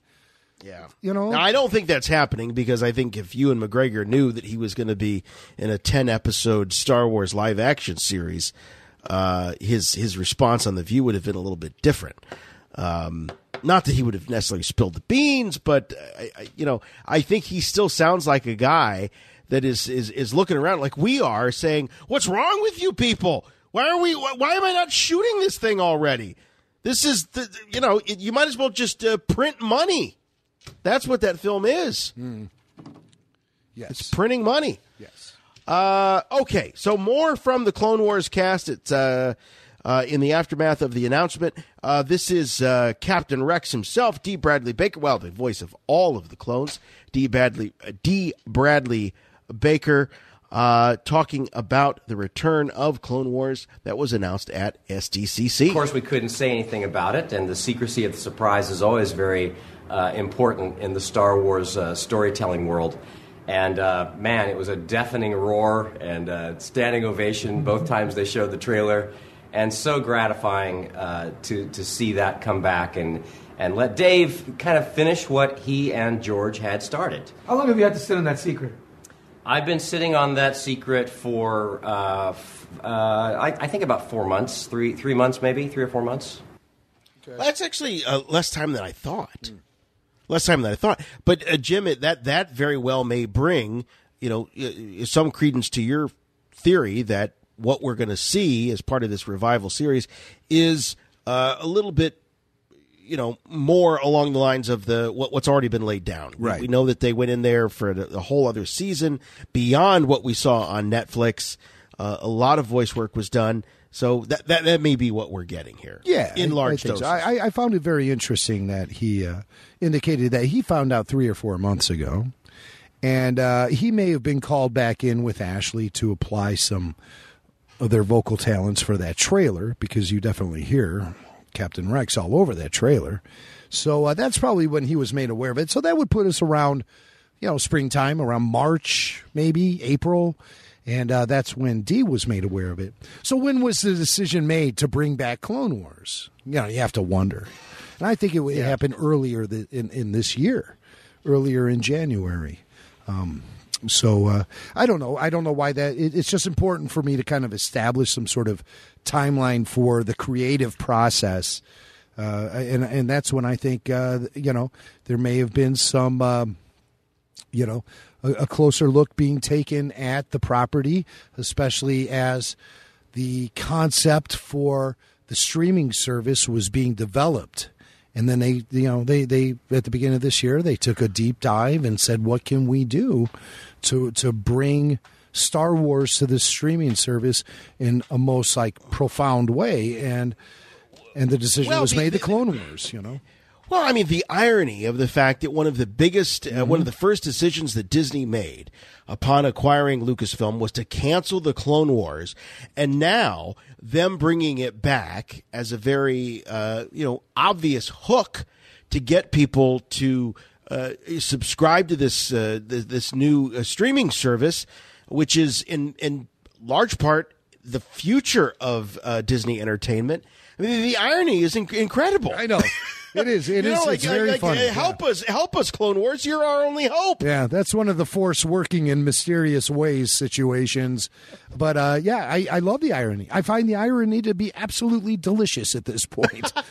I really do. I really do. It's almost like, hey, dumbasses, you should have listened to us 5 years ago. Huh? But no. I'm not gloating. I'm not taking any victory laps here. I'm not gloating. I just wanted to say dumbasses. All right. Here's James Arnold Taylor. He went on Instagram to give his first thoughts about the big news, Clone Wars coming back. Well, hello there. James Arnold Taylor here, the voice of that guy on that show that you just got some exciting news about. Everybody's wanting my reaction to it. Well, of course, now I've known about this for a while, but I'm very excited to see all of your reactions. I think that's just wonderful. It's so great. It's so exciting to see so many people excited about this because you all did it. That's the thing, too. Thanks to all of you and to Dave Filoni for getting all the folks at Lucasfilm and Disney to save the Clone Wars. And so my appreciation to all of you and to Dave and to his crew. And I know they're going to do an amazing job with these 12 episodes, and I know you're all excited about it. And I am, people keep asking, what's my reaction? Well, I'm like Obi-Wan in that trailer, rather speechless. He didn't really have anything to say. No, he didn't. But we had that dramatic turn as the hologram of Ahsoka looks upon her master for the first time, and who knows how much time has elapsed since she ran off. So it's going to be great stuff. It really is. The sad thing is we really don't have that much of a. I don't think, Jim. What is it? The streaming service itself will launch, I believe, in the fall of 2019. That's so right. Yeah, we're more than a year away. Yeah, of this, and as Hugh very aptly said at the top of the show, we've seen more of this Clone Wars revival than we have Star Wars Resistance. And Star Wars Resistance is just a mere couple months away. Right.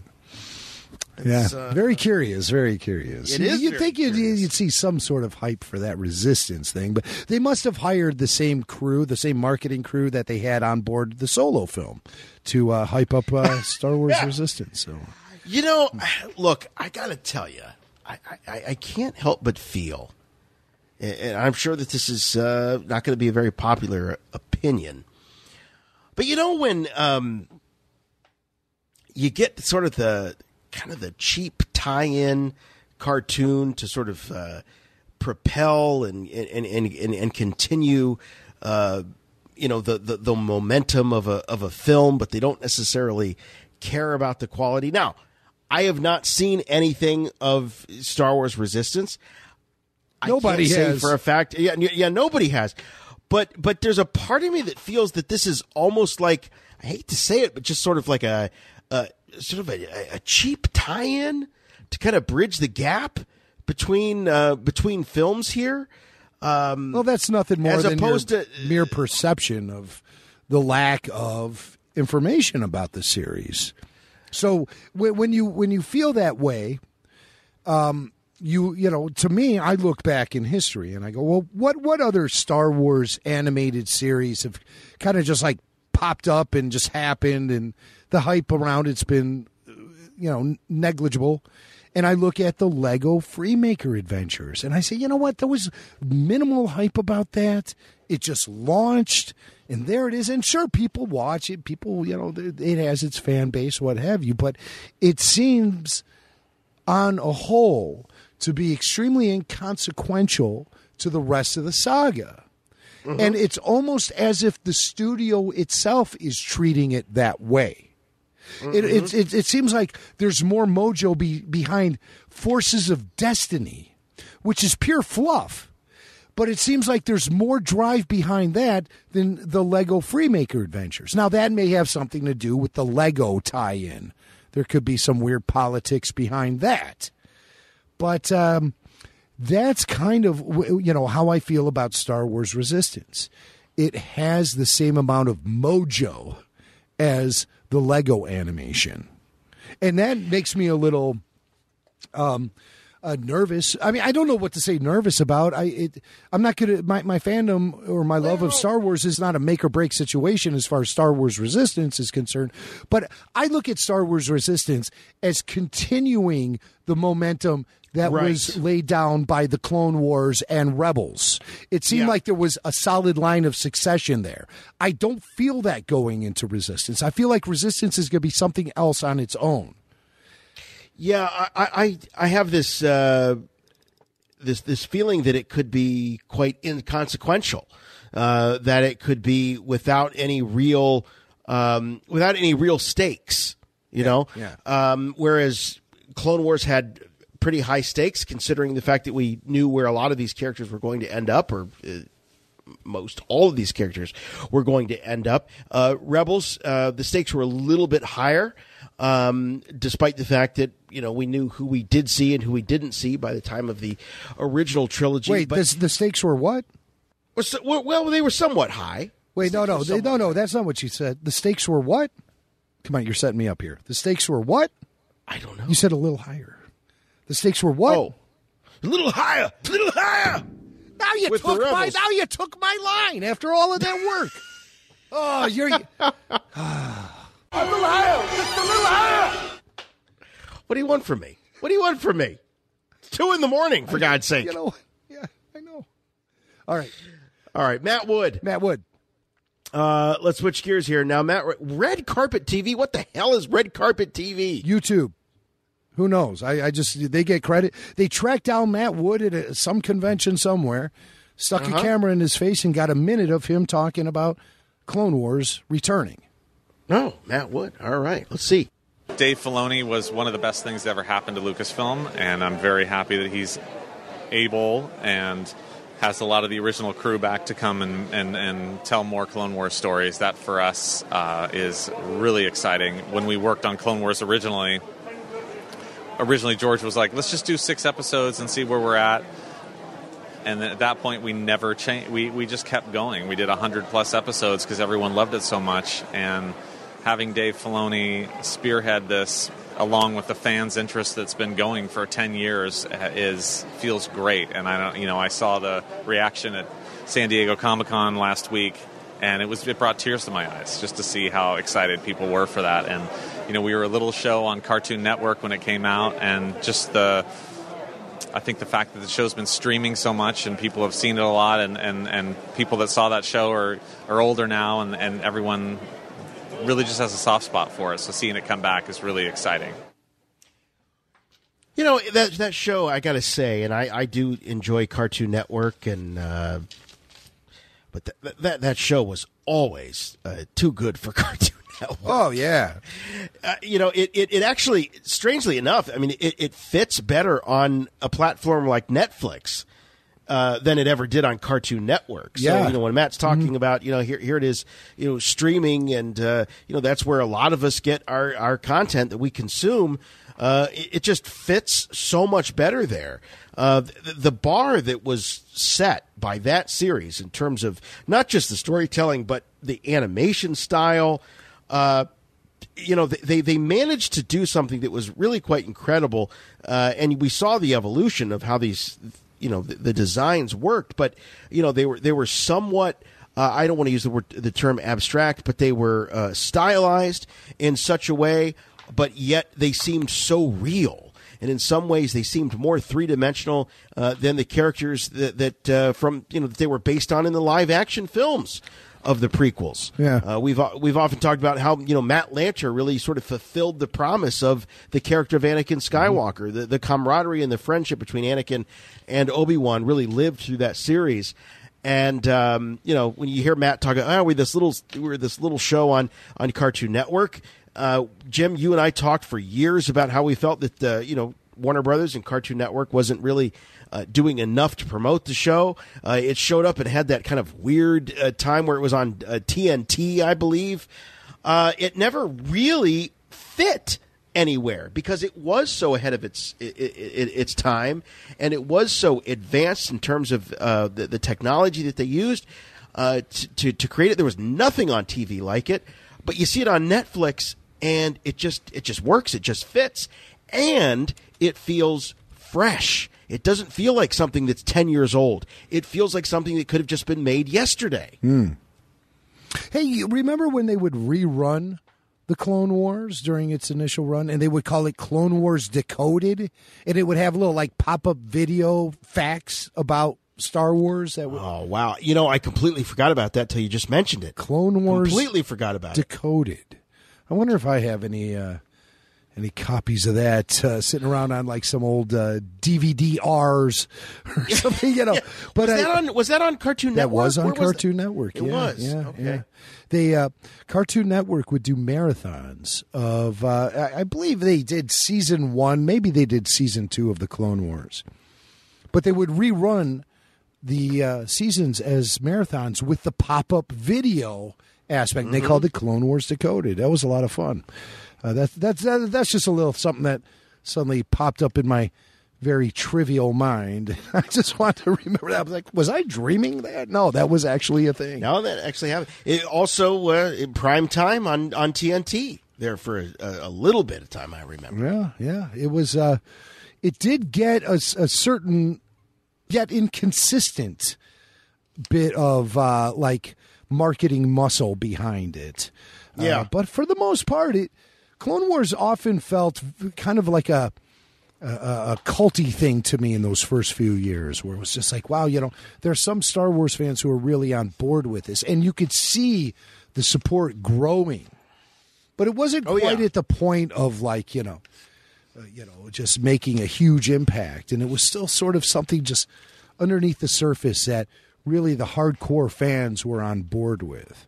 That all blew up once Clone Wars hit Netflix, of course. Then it truly hit the masses. Well, the other thing that I think has really worked in the Clone Wars' favor, and why it seems to shine brighter now than it did back when it originally came out, is let's face it. There's been a lot of division in the Star Wars fan community.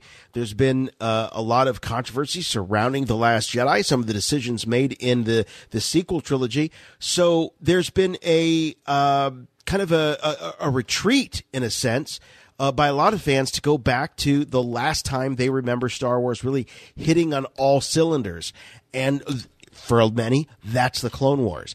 And not just the people that experienced Clone Wars on the first go-around, but the people that have been sort of disenfranchised by what's been going on with The Last Jedi, with Solo maybe, what have you, going back and finding The Last Jedi finding the Clone Wars for the first time.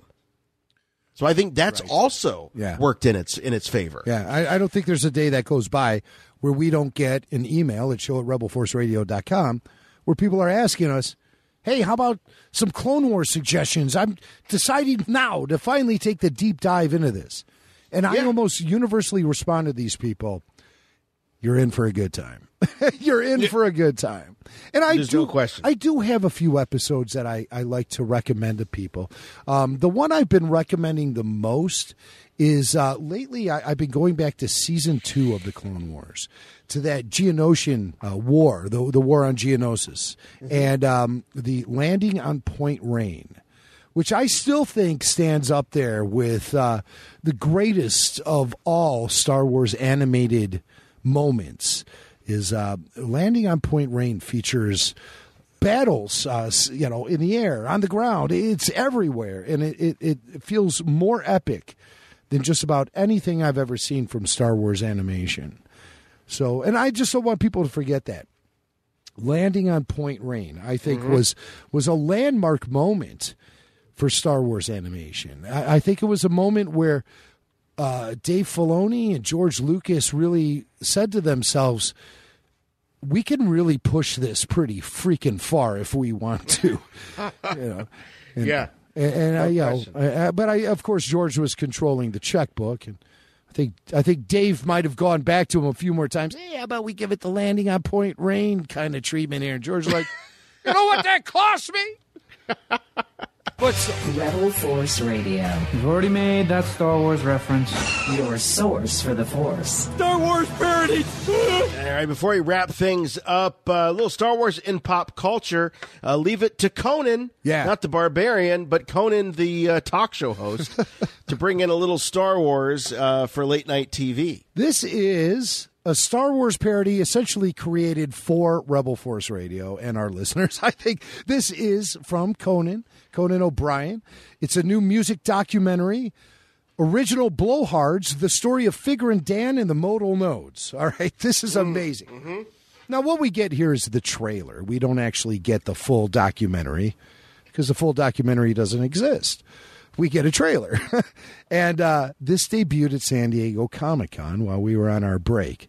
And it was just so brilliantly put together, featured so many cool people like Michael McDonald from the Doobie Brothers and Paul Rudd, who played a character known as record executive / douche Sethi Boone. And, of course, Conan is in there as well. And so we have some clips here. The first clip from the Cantina Band documentary from Conan. This features talent scout Gigi Grugman, who I don't know if is a real person or not. Don Was from great bass player, producer. Was Not Was. He's going to be touring with Bob Weir this fall. And Michael McDonald, of course, as I said, from the Doobie Brothers. Yeah, Michael McDonald. And And so listen. Also, listen for Michael at the end of this. At the end of this cut. Now, Jason, have you seen this parody? I've actually not seen this. Good, I've not seen this. Good. So this is all very fresh for me. Good. Well, you're going to love it. I watched it like 4 or 5 times before the show began. I thought it was just fantastic. But here it is. Conan O'Brien with original blowhards, the story of Figure and Dan and the Modal Nodes. To call Figure and Dan and the Modal Nodes the Cantina Band is beyond unfair. These guys made their mark not just on Tatooine, but across the entire galaxy.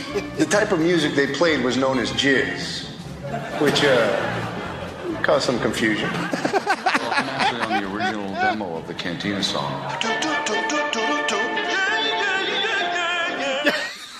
That's Michael McDonald on the original demo. He sat in with him. I like that the demo was just yeah.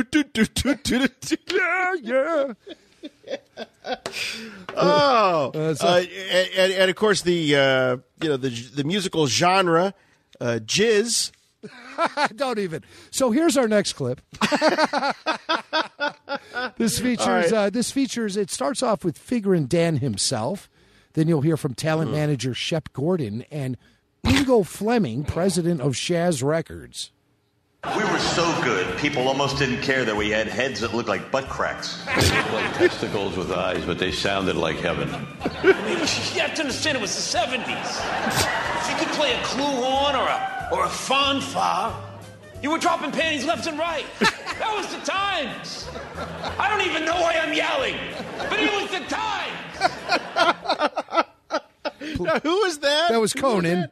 Playing Bingo Fleming, president of Shaz Records. Shaz Bazaar from Techno Retro. Oh, right. He'd be proud. So, oh my gosh. We actually have more from Bingo Fleming, and we also do get to hear from record executive / douche Sethi Boone, a.k.a. Paul Rudd. Here we go. Chalmers Cantina was the Studio 54 of Tatooine. Oh, you had Jub Jubs, you had Glouvars, Linda Ronstadt, Hugh Hefner. You had everybody. Sometimes the Polish would come in, from Long Island. I remember playing their demo. He said, these guys are an all Biff band. And he says, what the hell's a Biff? And I said, David, I don't know. But if I had to guess, it was a dude who can play the shit out of a fanfare.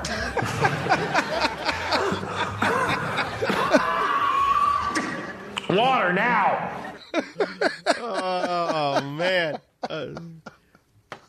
Play out of a fanfare.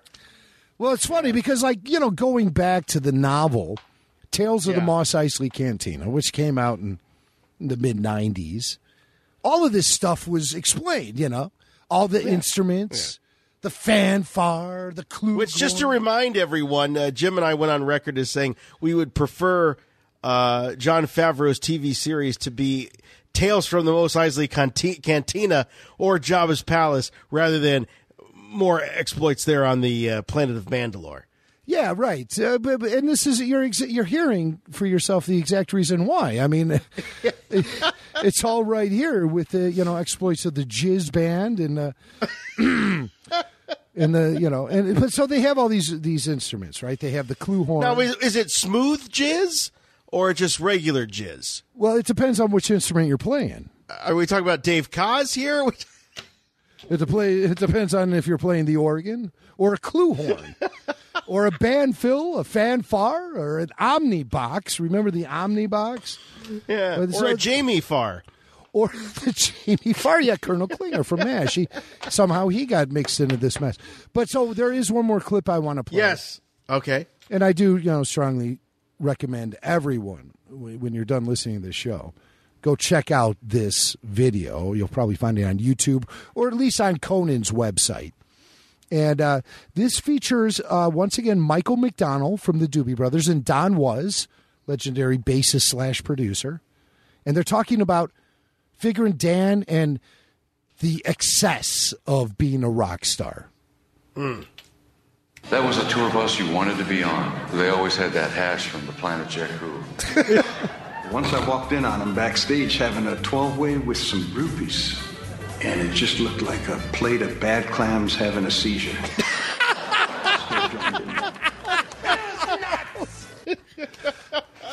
It looked like a plate of bad clams having a seizure. So funny, so great, so funny. I mean, really, I watched this thing and I'm like, I'm loving this as a hardcore Star Wars fan.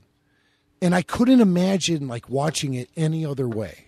It's almost like this is a parody created for the hardcore Star Wars fan. Conan and the crew, from this Star Wars fan who's seen a bajillion of Star Wars parodies, you guys nailed this one right on the head.